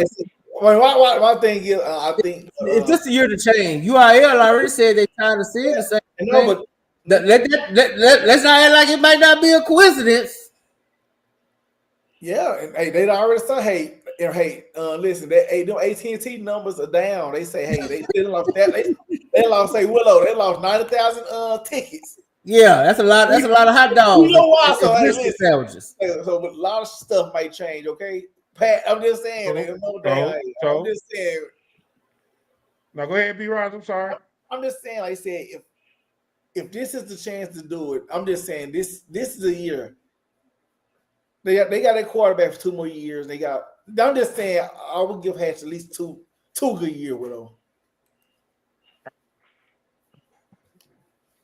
I agree. Yeah, I wholeheartedly agree. I'm not opposed to Hatch. I'm not opposed to Hatch. We just got to see it. That's what we We just got to see it though. I'm not a Hatch hater. I'm not a Hatch hater, right? Here's what I will say about Hatch. Guys, we can keep saying this and saying this and saying this. And it's kind of like, when we talk about DeSoto, Duncanville, until you beat them, until you beat a DeSoto, we could talk all we want to. And Absolutely. They can beat as many people in the preseason as they want to. But they're going to have to beat one of those teams. And I feel if they beat one of those teams, then yes, they got a chance to make that run. For sure. But they're going to have to beat them twice. Yeah, that's the scary part. You see what I'm saying? So it don't really matter. Like, do you want to go ahead and take this L during the season and get the one in the playoffs? But Willow, didn't Tyler kind of hint at that? Yeah, he talking about tanking. I ain't gonna say that, but he definitely talked about he'd rather win the second time. Yeah. Second time around. That state, right? he definitely said he wanted to win the second time around, and I think we all heard that. Yeah. You know, I don't know, man. I like I say, so somebody said you need to say pause. Willow. Oh man. Oh, I believe in him, and we're gonna see because I will be at that Waxahachie South Lake scrimmage. I ain't gonna lie, I can't wait. August 15th. Oh yeah, I'm there. Mm-hmm. I gotta see it. I gotta see it. I just gotta see it, man. That's gonna tell me all I need to know. That's gonna tell me all I need to know. Cause really, we need to know. Only thing about Waxahachie I'm worried about is the secondary. I need to see. Yeah. I need to see my little nephew get off. So if he doing that, then hey, going down. It's true. Yeah. Hey Mac, what happens if you see your beloved defensive line get ran through by South Lake? You'll see a moonwalk like you ain't never seen before. Why wouldn't they love to do that, Would you have that same energy towards them that you had against Cedar Hill? No, because they still go make the playoffs and they still beat Cedar Hill. Cedar Hill side. That year you talk bad about Cedar Hill, they still made the playoffs. They ain't making it this year. So here's my next question. I got 2 questions. All right. B-Raj, you through? No, I'm done. I'm done. Go ahead. I'm done. All right. Yeah, because he got an opinion on Cedar Hill. Yeah, so here's the first question, B-Raj. All right, Cedar Hill, do they make the playoffs this year? I'm gonna give you 2 answers. This the first answer is no, and the second answer is they gonna finish 6th in district behind one of Mesquite schools. Shout out to Mesquite Horn and Mesquite, man. I'm a big fan of this new horn, dog. I'm a big fan of the new horn and the Mesquite Skeeters. Yeah, Skeeters. They gonna finish behind Skeeters, Willow. So I got to finish the 6th in district. They gonna beat Skyline. Yeah, That's Skyline the only. gonna bring up the rear. Is that the only? Is that the only team? That's the only team you got them beating? And Horn. Horn and Skyline. And they Huh. gonna lose to the Skeeters and who else? Everybody else. Langston. DeSoto. Langston too. All right, no, I'm just, hey, listen, I'm just here for it. I am taking notes. Yeah. Hey, screen recorded. Hey, this on wax, so it ain't like you can't get away from it. It's loud. Hey, It's loud. hey, I'm gonna call Alonzo and be like, hey, pull tape at 6 minutes and 38 seconds. No, 1 hour Yes, and sir. 40 minutes. B-Rod said this. Can you go ahead and chop that up for me? And then we're gonna put it out there. Because here's the thing. I believe Cedar Hill is gonna get that 4th place spot. Over who? Who? Gotta be Whoever Lancaster. don't get- whoever- here's the three that I'm saying is gonna make it. So then this will help y'all out. Y'all do some deductive reasoning. Okay. So Duncanville, DeSoto, Waxahachie. They in. Yep. Well, Yeah. I ain't gonna lie, boy. James Porter could be blowing my phone. James Porter, like, man, what Willow? Hey, I ain't gonna lie. I'm actually, I'm more leaning towards Lancaster taking over DeSoto this year. Oh, So here's my next question, man. All right. Damn. I know this is gonna sound like it's too late now. This is gonna sound like an Alfonso album. Do y'all remember Alfonso? So Who? back in 1980, there was a singer named Alfonso. All right. He took the picture. You know how Mike took his picture laying down on the Thriller album? Yeah. Alfonso album cover. Rivera. He had that same look. And he went out on a limb and he said Michael Jackson, Quincy Jones said it. Quincy Jones said Mike was still a little bit from here, a little bit from there. So he came across Alfonso and stole Alfonso's whole style. Okay? Now, don't nobody know who Alfonso is. Everybody know who Mike is. Okay? Cedar Hill is a brand that has won state championships. They have been there before. And I think at some point we can compare these other schools, but going to one and not winning them is not the same. And yes, you have different coaches. Yes, you have different players. Yes, all this stuff is different. But I told you, programs run in cycles. That's the way they run. It doesn't matter. It's cycles for every program. They're going to be up and they're going to be down. There are going to be programs that are going to take the next step, and they're going to take a step that's going to take them far and beyond things that they could even begin to comprehend. They got to hold on to that energy and reciprocate it year in and year out like so.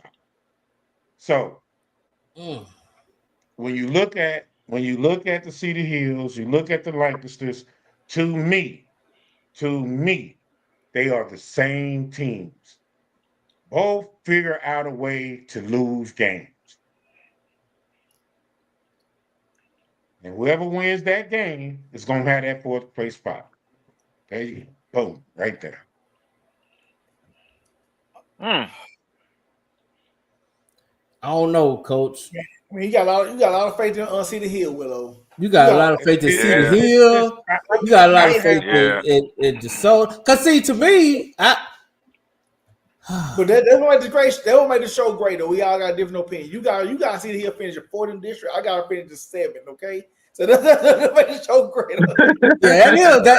That is what makes the show great. Because I don't see it with Cedar Hill. I mean, God bless Cedar Hill, but they probably gonna start a really inexperienced quarterback. He might be, if it's the guy that I think it is.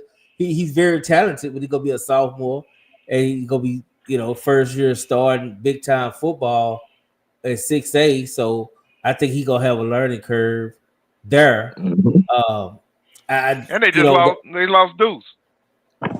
Yeah, they ain't gonna have Deuce Wide. You know what I'm saying? He gonna be over there running down on special teams at Duncanville, helping them, be second place. You know what I'm saying? So I just I caught that. I'm just saying, man. I think DeSoto will take a step back. I favor Lancaster a little bit better, especially if everything Lancaster got coming in. It's and DeSoto too, because here DeSoto ain't out the woods because we ain't got all the paperwork, so it's kind of hard. So until all the paperwork come through, we don't know, but we just assuming. So I think if all the paperwork on everybody is come through, I favor Lancaster a little bit. I actually do. I think they're gonna have a experienced quarterback. They're gonna have a really good fast defense that's good, and they got the best running back in district. So and we're gonna assume, they sometimes you get better by taking from the competition, right? They got 2 coaches coming from DeSoto that's over there at Lancaster right now. That's fine. I understand everything that you say. Until you can prove to me that you can finish a game and that the moments never get too big for you and that you can conquer the moments, it's like love. I love to death. love to death. One of my best coaches, favorite coaches in the world. Until love can get over those big humps and those big moments and those big games, then love is just going to be what love is. Lancaster is going to be what Lancaster is until Lancaster figure out if they can win the big game. The big game. When they beat Longview and we had the Swaggy moment, that was the biggest win in that program in the last 3-4 years. Yeah. They and you have got to figure out. Yes. You got to follow that success up. It can't just be a one-hit wonder. Man, I don't care. All right, y'all keep hollering this talent. Just understand talent gets you fired. I understand that. And Miss Erica, y'all better be careful week 1. Yeah. But you might take one. Yeah. I'm just being honest with you. It ain't like y'all just running on all cylinders on week 1. I'm sorry. Well, and then here's the other thing. You still have that brutal schedule that you got to get through. Lancaster is not a deep team where they're gonna sit there and have D1 sitting behind D1 sitting behind D1s. They have an extremely good team. Yes. Yeah, they top heavy. Yes. Mm-hmm.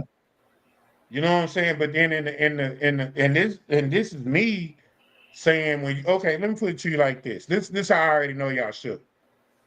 Your offensive line coach get on Twitter bumping because of a ranking.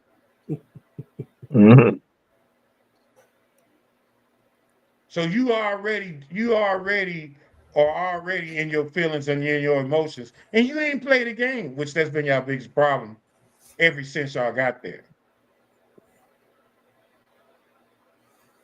So some teams need to shut up and go to work. So few I think they got it though. I think they and especially week 1, especially if they don't have injuries. I think. And let me ask you this, Willow. And this after you answer, everybody else could answer if they want. Who you think the deepest team in that district? In Duncanville. Who you think, B-Ryan? I'm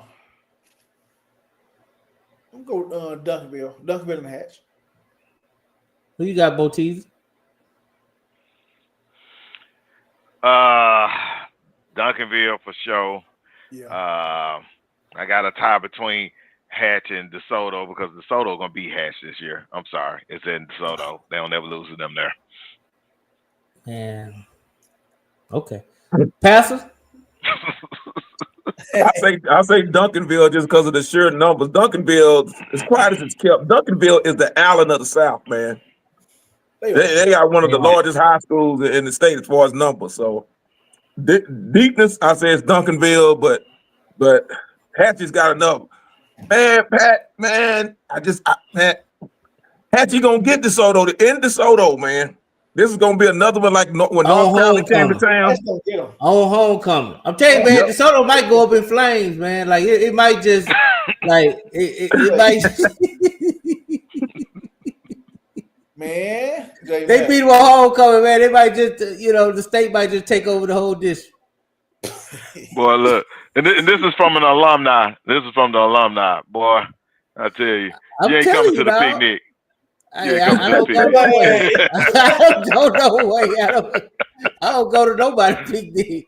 Y'all can't drag me after these picnics. But look, I'm just saying, dog. This is the year. I think Hatchie. I just think that Hatchie go do it. Now, if they don't, I stand here and say I was wrong. But now Willow gonna have to sit here and say he wrong again about City Hill. We got to hold him to that. Again, he said again. I'm cool with saying I'm wrong. Again, but still, Will, I just want to know. I just want to know what you see in them, though. I just got to know what do you see in them? The difference between last year and this year. What puts them over the top? Nothing. But my boy Nick Ward. Look, I was gonna say that. Like it ain't no player. He ride for his guy. They got the best defensive lineman in the city. That's in that district. We heard that last year. Okay. No. I said the best defensive lineman, not line. But yeah, I did say that last year they had some juice. Now listen, I don't mind being wrong. Okay. Yeah, that's okay. But now James Pointer has started war because he took a shot. He didn't take a shot. Oh. Who you take a shot? What did he say? He said some coaches happy to be under war. Or he don't listen to no coach that's under war. Oh wow! Well, my man James be talking that good hot stuff, boy. Just know, James. I want the Doug baked potato too. You talking about you gonna get J Mac, homeboy? We say you want it extra heavy too. Tell you want all the meat. So listen, he got except for all that damn butter Doug put on that baked potato, man. That's just wrong. Butter. Yeah. Listen, James, you're gonna have to wear a Carter jersey and a sock jersey. That's just what it's gonna be. Cause listen, the year I told y'all y'all was gonna start 0-4, you looked at me like I was crazy. I went 0-4. So look, I ain't seen y'all in the wild, James. Be nice. Hey man, it's gonna be interesting, man. That's all I can say. It's gonna be interesting. We all got our opinions. We all got to admit we wrong when we wrong. But Willow, you walked out there. I ain't gonna lie, that's a long plank you walked out there on that City Hill. On this plank, Coach Adams. You and Rabunda, both. I'm on the tower. I'm diving in. 10 toes. You gotta stand 10 toes down on that one. Say, here's the difference. B-Rise. Here's the difference. Y'all won't even say Waxahachie gonna win district. Talk that talk. No. I just won't predict it. I'm on City Hill at 4. Okay, well I tell you what. If you standing 10 toes down on City Hill making the playoffs at 4, I'll stand 10 toes. Waxahachie winning district. There you go, Coach. Because I'm still trying to figure out what is it about Chill. You know, you in or you out, B-Rise? I'm gonna take it one step further. Hatch will be in the semifinals. Talk your talk. Talk your talk, B-Rod. Talk your talk. 10 toes down. All I'm saying is City Hill going to the playoffs. I ain't counting victories. now we might have to do an emergency show for either way when City Hill play Lakes. No matter who wins, because that's pretty much gonna be the 4-place game. So It's the we gonna have to. game, That's an emergency show. What week is that? What week is that? What week is that? Do you have Pat, Jay, you got Oh man, I got the schedule up, man. That's the second district game. That's why I said this is Chill's last 4 games. They got Hatchie, they got DeSoto, they got Horn, and they close out with Duncanville. That's their last 4 games, man. They gotta beat Lancaster, coach. They gotta beat Lancaster. That's it. I don't give a damn if it was week 1. That's the game. That's the game. But J-Man, but this the problem. This is the sleeper. I keep saying they not gonna beat both of them ski schools. Horn is gonna get them, man. So you saying it's a Mesquite school gonna hop in? RT. He said Coach RT. Go to the 4th round. I man from Yates. He said he gonna make the playoff, but he said he gonna beat Cedar Hill. Oh, that's cold blooded. So he's tough, man. He's saying he going 4th round then. I know. He said he going to the fourth pick. And he gonna finish the field, but Cedar Hill and Lancaster game, it's gonna be 28-7 halftime. Man, I'm telling you, Cedar Hill gonna close it out. It's gonna be a 27 halftime. Listen, that don't concern me. They'll find a way to lose that. When is Lancaster DeSoto? Ain't that towards the end? Man, that's gonna be a game right there. Now, this game there. Let's see. Lancaster DeSoto. Hold on, pull that up. Yeah, that's an important game too, Jay. See, I got Lancaster. I'm telling you though, I think they might get DeSoto this year. Oh, yeah, Lancaster got DeSoto. That's the last district game. DeSoto got I think they match up. Where the game at? It's at DeSoto, I believe. At DeSoto. DeSoto got all the important. They got all the important games at the crib. So yeah, they ain't losing at the crib, man. No, they ain't losing at the crib, bro. And after they lost to Waxahachie and Duncanville, yeah, they're gonna be on fire after that. Where's the Hatchie game? Where's the Hatchie game? That's DeSoto homecoming. Yep. So they're gonna already lose that one, so they're gonna be ready. They're gonna be hot. So you think they finna let this little team called Hatchie that wear that green come in their neighborhood, win the game, take over that stadium, go home? I'm telling you, dog. And then they finna go and then DeSoto gonna go party after that? Ain't gonna be nothing they can do about it. They go. I'm telling you, it's gonna be a close game. I do believe it's gonna be a close game, and at that point, it's 50-50. I'm just gonna ride with. I'm just gonna say Hatch, but in reality, Willow, and I'm standing 10 toes because you are. Like I said, I always thought it would be a 3-way tie for district this year. I think everybody would get a loss to somebody different. But since you kind of put my feet to the fire, I'm gonna go ahead and say it. But that's what I thought. So I think Hatch gonna lose to Duncanville, but I think they beat DeSoto. Mm-hmm. And that gets them into the second spot. There'll be a tie. Well, DeSoto beat Duncanville. DeSoto beat Duncanville. All right, so look. All right. Here's my question to you. Do you want to be the number 2 seed if you watch Hatch? I think both seeds, man. You look at the playoffs, DeSoto, Duncanville and Waxahachie, they path to the playoffs. It ain't that hard. Like they should be meeting in the 4th round. Waxahachie ain't been holding up their end, and Duncanville been getting by Spring Westfield, even though it's been a hard game every year, but they're getting by. But Waxahachie should be winning that 3rd round game, and I think they will beat Bridgeland this year, even though Bridgeland gonna be really good, and Bridgeland had the Mike Allstott looking running back that ran for 200 yards on Duncanville, which is when I told y'all that's what North Crowder was gonna do the next week. Everybody was like, "Jay, you don't know what you talking about." I'm like, I do know what I'm talking about when I see a big 6 foot 250 running back that run a 5 flat, go for 200 yards. I didn't know what I was talking about. Shit.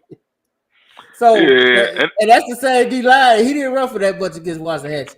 So all I'm saying, is I think it's gonna be chaos, but since Willow's standing on it, I'm gonna stand on it just to make it. B. Ryan standing on it. Anybody else standing on it? Speak now.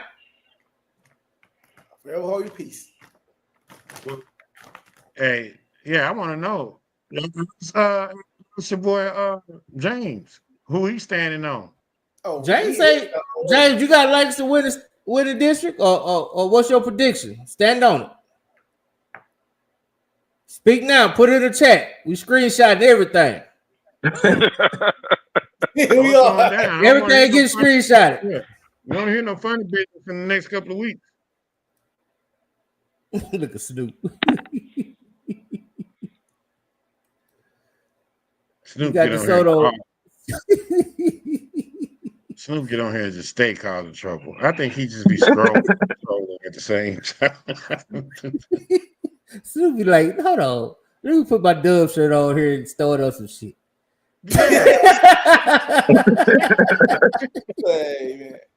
Hey, Jay said he got Hatchet with the district. Okay.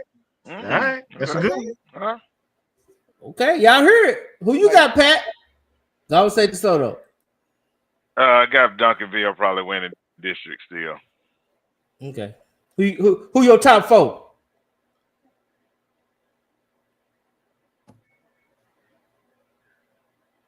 I got who? I said, who your top four? Go Duncanville, DeSoto, Waxahachie, and L-Town. Oh, so you don't believe in Cedar Hill? You don't believe in Cedar Hill? Man, when Deuce left, I'll believe.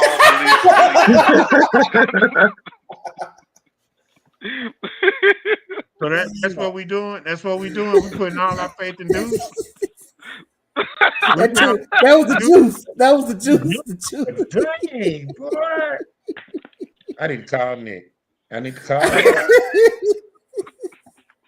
Pastor, speak down, forever hold your peace. Who win the district? Got to make all state. Oh man.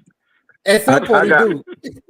I got Hatchie, and the reason is I see what Coach Tyler reminds me of what Coach Joey did at Chill some years back. He got a culture that's there down there, and I think I'd go with Hatchie, Duncanville, DeSoto, and I still say Lancaster gonna come in, and I think Horn gonna be on top of Chill.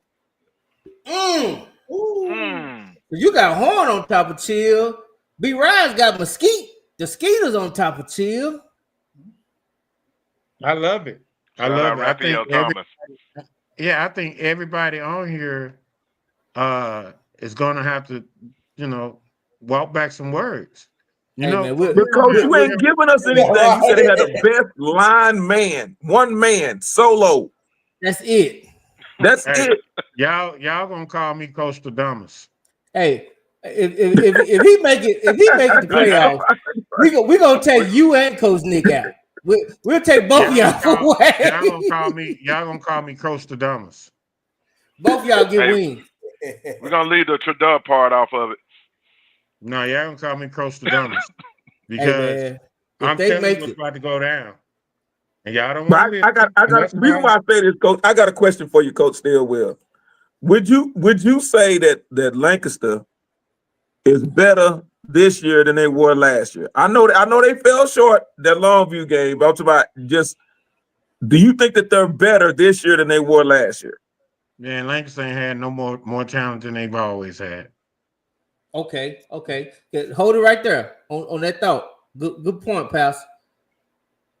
Does it say anything that Lancaster played Longview better than DeSoto? What does it say? I'm asking. Well, okay, so they've only beat them one time between the two of them? But even just last year in the playoffs. Remember, they lost it overtime. So what's worse? You played them better, but you didn't advance. Well, let's take it back a little bit too.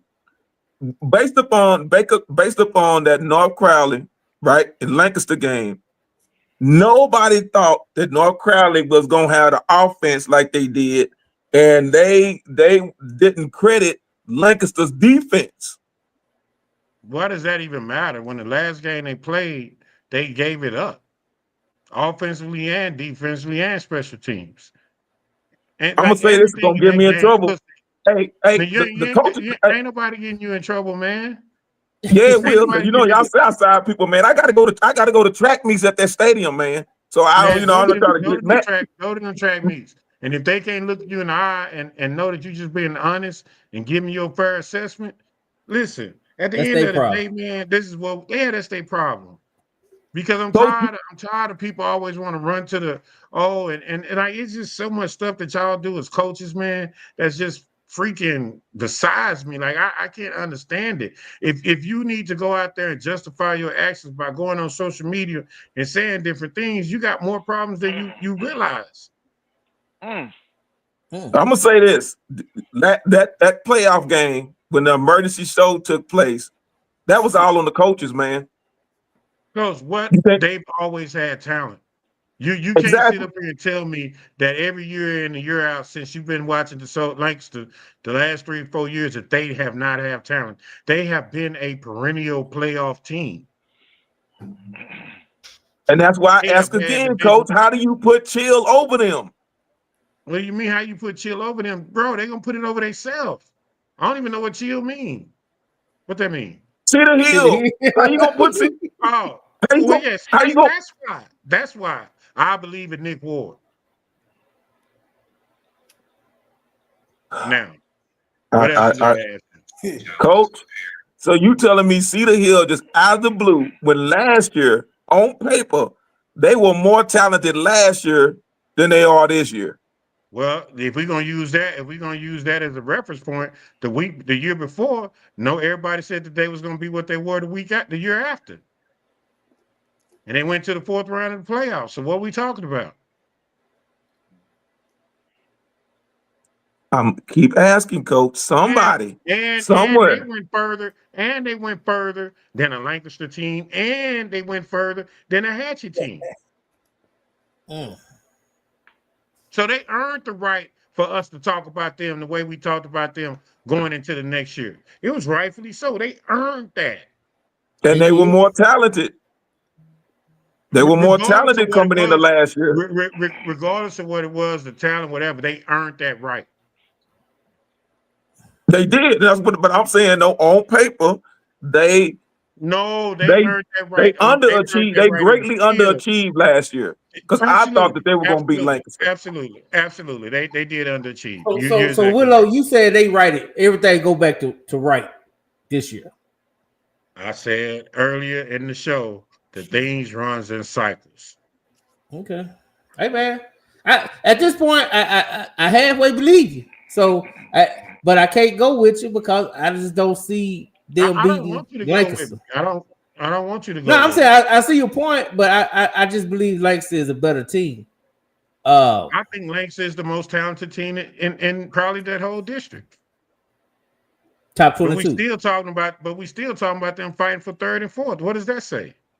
Well, I said they'd be second, fighting for second. But okay. So you saying right now they better than DeSoto and Dunkerville? I think they're gonna beat DeSoto. Okay. Mm-hmm. So you saying quite a few people gonna beat DeSoto this year. I'm saying Hatch and Lancaster. And North Crowley. I ain't picking that game yet because that's gonna be tough, man. We don't know what North Crowley look like, though. We gotta see. They look like a defending state champion. We know they're gonna have a hell of a defense. That's all we know. That they're gonna have a hell of a defense. That's what you. And that might be all they take because, like you said, they got a hell of a defense. They got a great running back. Hell, I could play quarterback and we can win. Hell, you just pitching it, throwing screens and handing it off.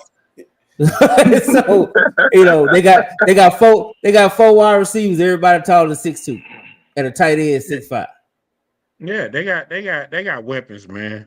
And Coach Gates gonna find a way to make it work. But we still got to see it. And that early in the season, Willow. That early in the season.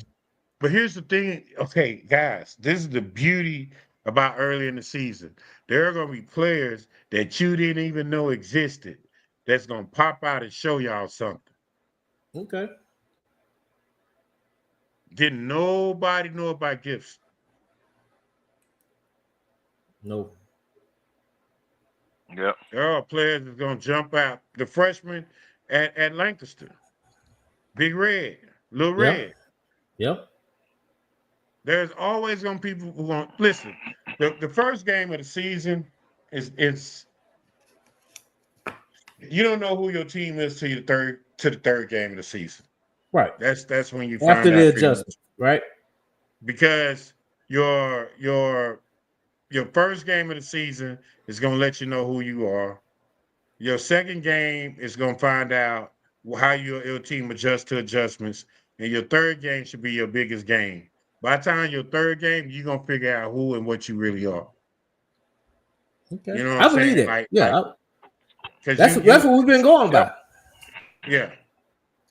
Okay. So, you know, we'll see. You know, I'm just telling you. You know, then you got to turn around and play in Alito, which out of all teams, you could see Alito being one of those teams that may, you know, figure out a way to drop down to 4-8 with all that heat coming down. Yeah, they need to stop hiding those 6 students in ISS, man.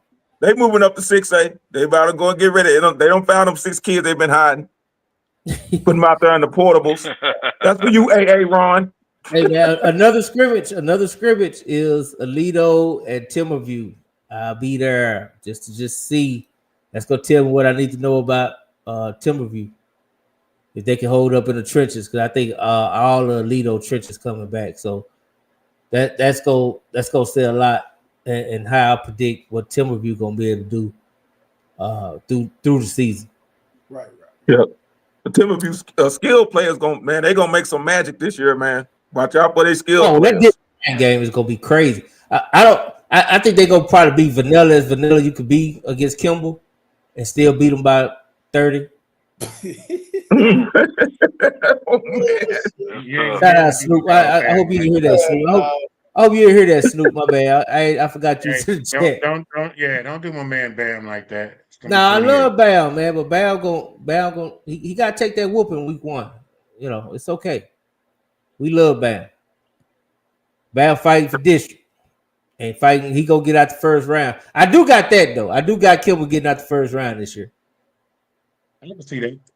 I got them getting out the first round. So we good. We good. Yeah. All right, man. About that. I need some parting words. Go ahead, Botees. Hey man, football is back, man. Shout out to all the little league teams that played this weekend at the West. A lot of our teams in the league played. A lot of other teams played, man. And that's the kickoff to the season. We got pro training camp coming, and we got all the camps and stuff about to pop up for fall, man. So I'm super excited. Getting ready. We definitely need to take a tour around the district and the north side, as Alonzo Tutson said, and see what's going on the north side. You know what it is. Yes, hey, sir. Snoop, I will put this up here because I need to put this on wax. Snoop, can we get a few of those catfish on this game? Hey, I need a hurricane and a catfish combo. J-Mac, I got one more question for you, J-Mac.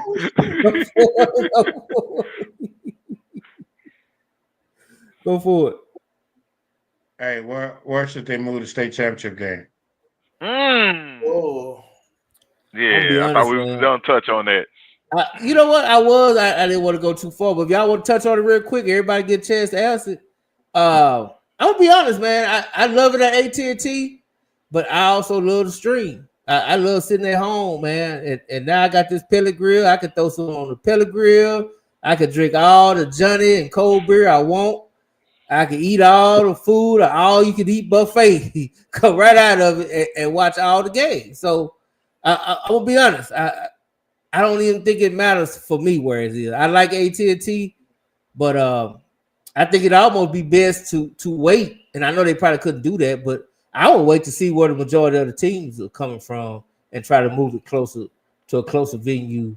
Like if the majority of the teams coming from Houston, probably take it to Houston or San Antonio, or something like that. But I only think it's only 3 places you could have it. I'm gonna be honest: Dallas, San Antonio, or Houston. So, and we don't like going to Musty. So no. So San Antonio or Dallas. So let's keep it at AT&T. But let me ask you this, J-Mac. What would be wrong with having a state game at UT Austin. That's how they used to do it, right, Willow? But that's my choice. Yeah, mine too. I take it. Yeah. 6th Street be packed. We be kicking it. I would go. I'll take that road trip. Shit. Yeah, I think that'll be live. Already, me too. I think that would be like to me. That's where. That's where. A good road trip. We all. See, it's no good stadiums in H-Town. Oh, they say it's the. But it's football. Mm-hmm. Yeah. Are you talking about the weather? Yeah. Yeah. They want to keep the climate control. You know what I'm saying? Yeah. Oh, yeah. Okay, makes sense. But you know, I think it'll eliminate. It'll benefit. Listen, some people say, "Man, we playing indoors." Well, we're a team that's not as fast, so we prefer to be outside in the elements. You know what I'm saying? Yeah. It's an advantage to somebody to play indoors. Yeah. It ain't always, you know what I mean? It ain't equal. Nah, it ain't equal. It ain't equal. So, you know, I like the idea of, you know, listen, man, we sit there and we sit out in the weather all the way up through them semifinal games. Sure do. Damn sure do. It be cold too. Yeah. We want to play. And it's either that or San Antonio. There's only 3 places you can go. If you're talking about Dome, San Antonio, Houston, or Dallas. That's it. That's it. But I will say this: the state titles feel like a state title in Cowboy Stadium. On NRG, nah. San Antonio, nah. When it's in Cowboy Stadium, it feels like a state title game. Yeah, I'm with you. Shout out Coach Lee. Coach Lee say A&M Stadium, but that's outside. Oh yeah, it's outside. That's what I'm saying. Like the best stadiums you can go to are outside. You know, like there are a lot of like Baylor Stadium. And that's a good stadium. Yeah, it is. But you know, and to be honest, we know it's a financial decision because playing outside affects the bottom line. Hell, I went to a playoff game at McLean Stadium a couple of years ago, and the weather was miserable, and the crowd was light for like a 3rd round playoff game. So, yeah, you got to. They're gonna keep it in the dome. Yeah. No, you got it. I mean, I get it. You know what I'm saying? I get it. You know that people won't show up because of the weather. I mean, I know that's a huge part, and I think that'll be the biggest issue. But again, you still ain't talking about 3 places. Nobody wants to go to NRG Stadium. Nope. And they already got the state championship down there in basketball at the Alamo Dome. At the Alamo Dome. Yeah. So really, you talking about 2. Think about this, then they still got to get ready for that for the bowl game that's down there, the Alamo Dome, the Alamo Bowl. Yeah, the U.S. Army Navy one. Yeah. So base and the All-American game, the high school All-American. The All-American game. Yeah. Oh, B-Rise, did you and Pastor get a chance to answer that? My bad. Oh no, but no, I Willow. If it ain't AT&T, I was thinking Austin. But that's what I was thinking when I was chilling there with B-Rise. You know, eating, chilling, you know. But hey, I know, you know, y'all know what it is though. But but I get the reason though for indoor, but outdoors. But I'll say Austin. And they'd be good for UT football too. Well, they were hell no. So anywhere else. I mean, basically, you looking at San Antonio or Dallas, basically. Yeah, but right. Yeah. Snoop, they say they don't have enough locker rooms. I'm sorry, Pastor. Snoop, they said NRG don't have enough locker rooms for the state, because they did try to have it down there that one year, right? Remember they had it down there that one year, they did. And they were saying that was the problem was. Mm-hmm. So they said it's the locker rooms, and it is musty. That's really what it was. Musty locker rooms. But J-Mac. But like the chicks left their pads in the locker room. But J man, the reason you had that question is because he said the number was low for this year. The reason the numbers are low, it ain't because of AT&T. It's because of people started seeing the same teams in state. Yeah. That's why the numbers low like that. Let's just be real. But hey, here's what it is. Like I said, the numbers are low because people started seeing the same, probably 8 teams across the same 4 or 5 divisions. Mm-hmm. You saw new teams the whole year. The only team you saw is Sock. Did Sock bring their 40,000 this year? I mean, last year.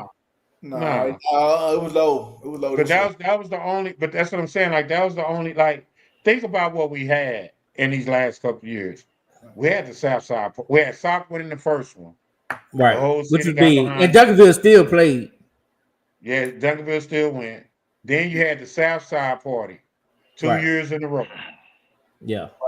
Yeah. You know what I'm saying? Right. And then now, Duncanville didn't make it. DeSoto didn't make it. You had North Crowley. And North Crowley got active. They did bring the 817 out, though. Yeah, they did. Yeah, 817 did come out. Yeah, they did. You know what I'm saying? And then, you didn't have see, as long as you don't have those one city town teams, it's gonna be hard to pack out those stadiums. Like a PNG. You know what I'm saying?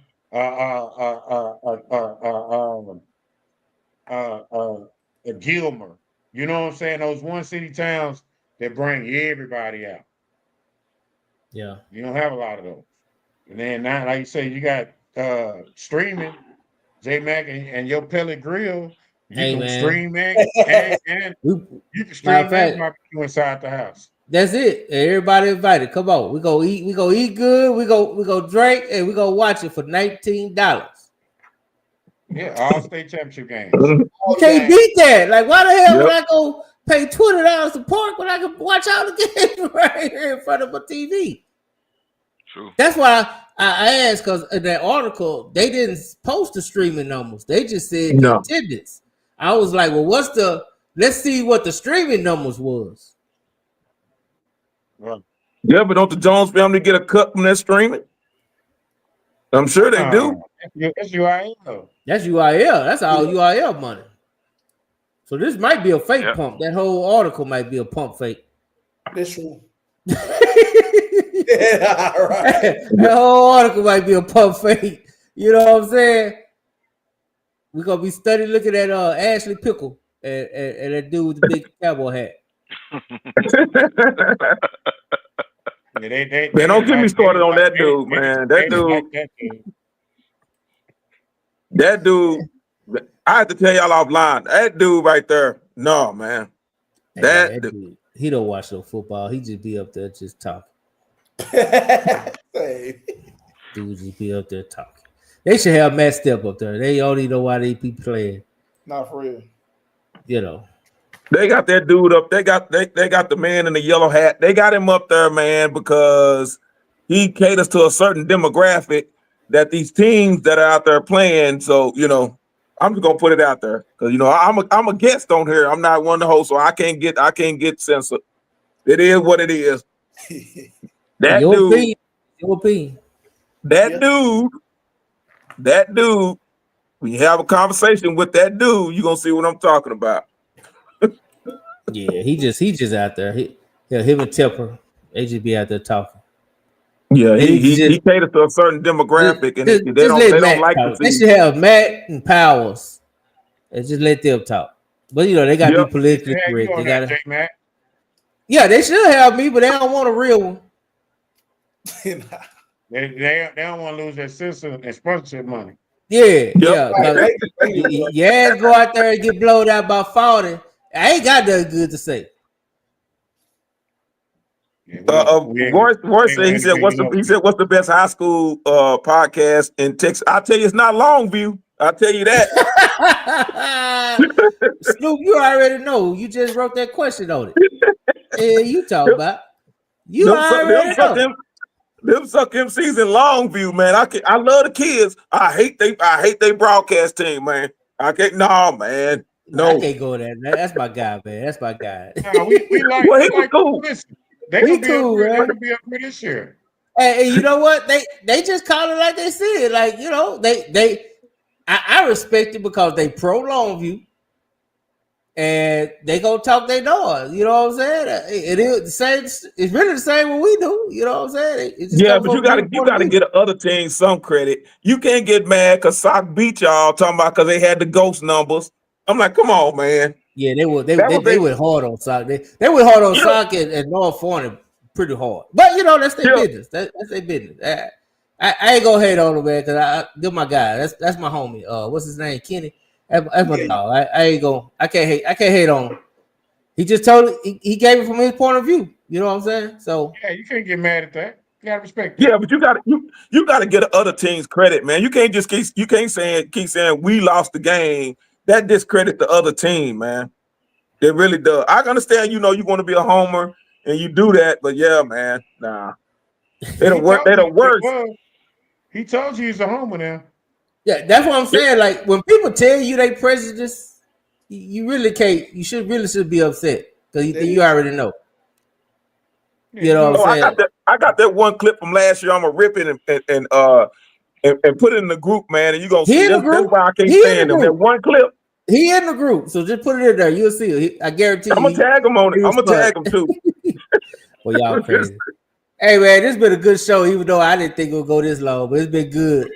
Shout out to B Rise and Willow and Pat for sticking around. Shout out to B Rise and Pat. You know what I'm saying? So hey, we appreciate all that. You know, Willow used to stick around, but you know, without even you know, his head, we ain't even seen the bottom of his chin. He ain't fall back. He ain't get sleepy today. So we happy. We happy on all of it. Willow, I'm gonna give you the last word, Willow, because you need to stand 10 toes down. You've been doing it. Give us the last word. Give us the ender. All right, here we go. Last word, 10 toes down. I'm gonna keep it 100. At the end of the day, I would like to see some teams grow up. I would like to see some teams take the next level, go to the next level. I would like to see some coaches take their game to the next level. There are opportunities out there for everybody. Everybody got an opportunity to win state. Everybody got an opportunity to be there. Why? Because everybody's 0-0. Everybody's out there working.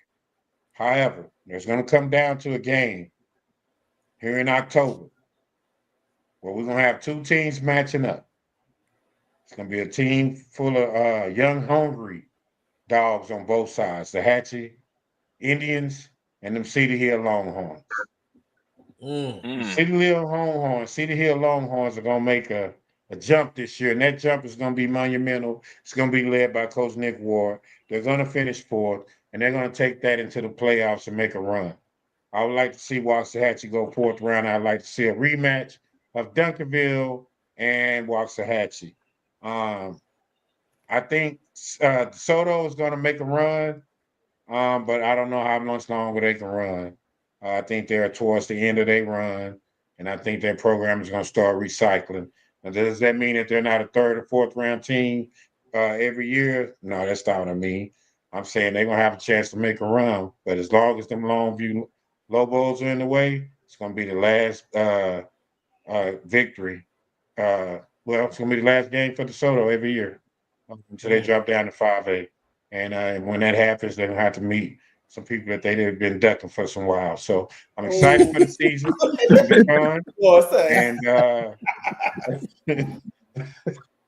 boy, you petty. Talk about an ender, boy.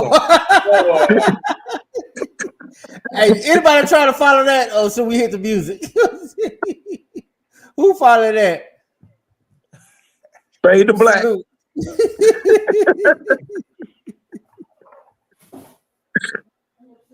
Oh my God, Willow, you were over there, bro. It's funny though. It's funny. Watch this. Next, football talk is a big hit. Sunday nights to Wednesday nights, we striking a match cause we lit. Y'all know the name, we call it the Dub. On Friday nights, it feel like a club. Getting that VIP treatment on the sideline, they showing us love. Great interviews, go hugs, put it in work, go rub. Texas youth and high school talking to page on Facebook, hold up. Coach trying to stand on the scene, giving advice, he do what he mean. Jay Mack and Swaggy Vic, rocking the gear, it's so clean. These guys are go easy, off the easy, push easy. When my steppers are special guests, making flips and so easy. Trying to win, we so greedy. All the fans are so needy, cause they need to hear them talk about their club. We do it for the dub. We do it for the dub. We do it for the dub. We do it for the dub. That DF dub. We do it for the dub. We do it for the dub. We do it for the dub. That DF dub.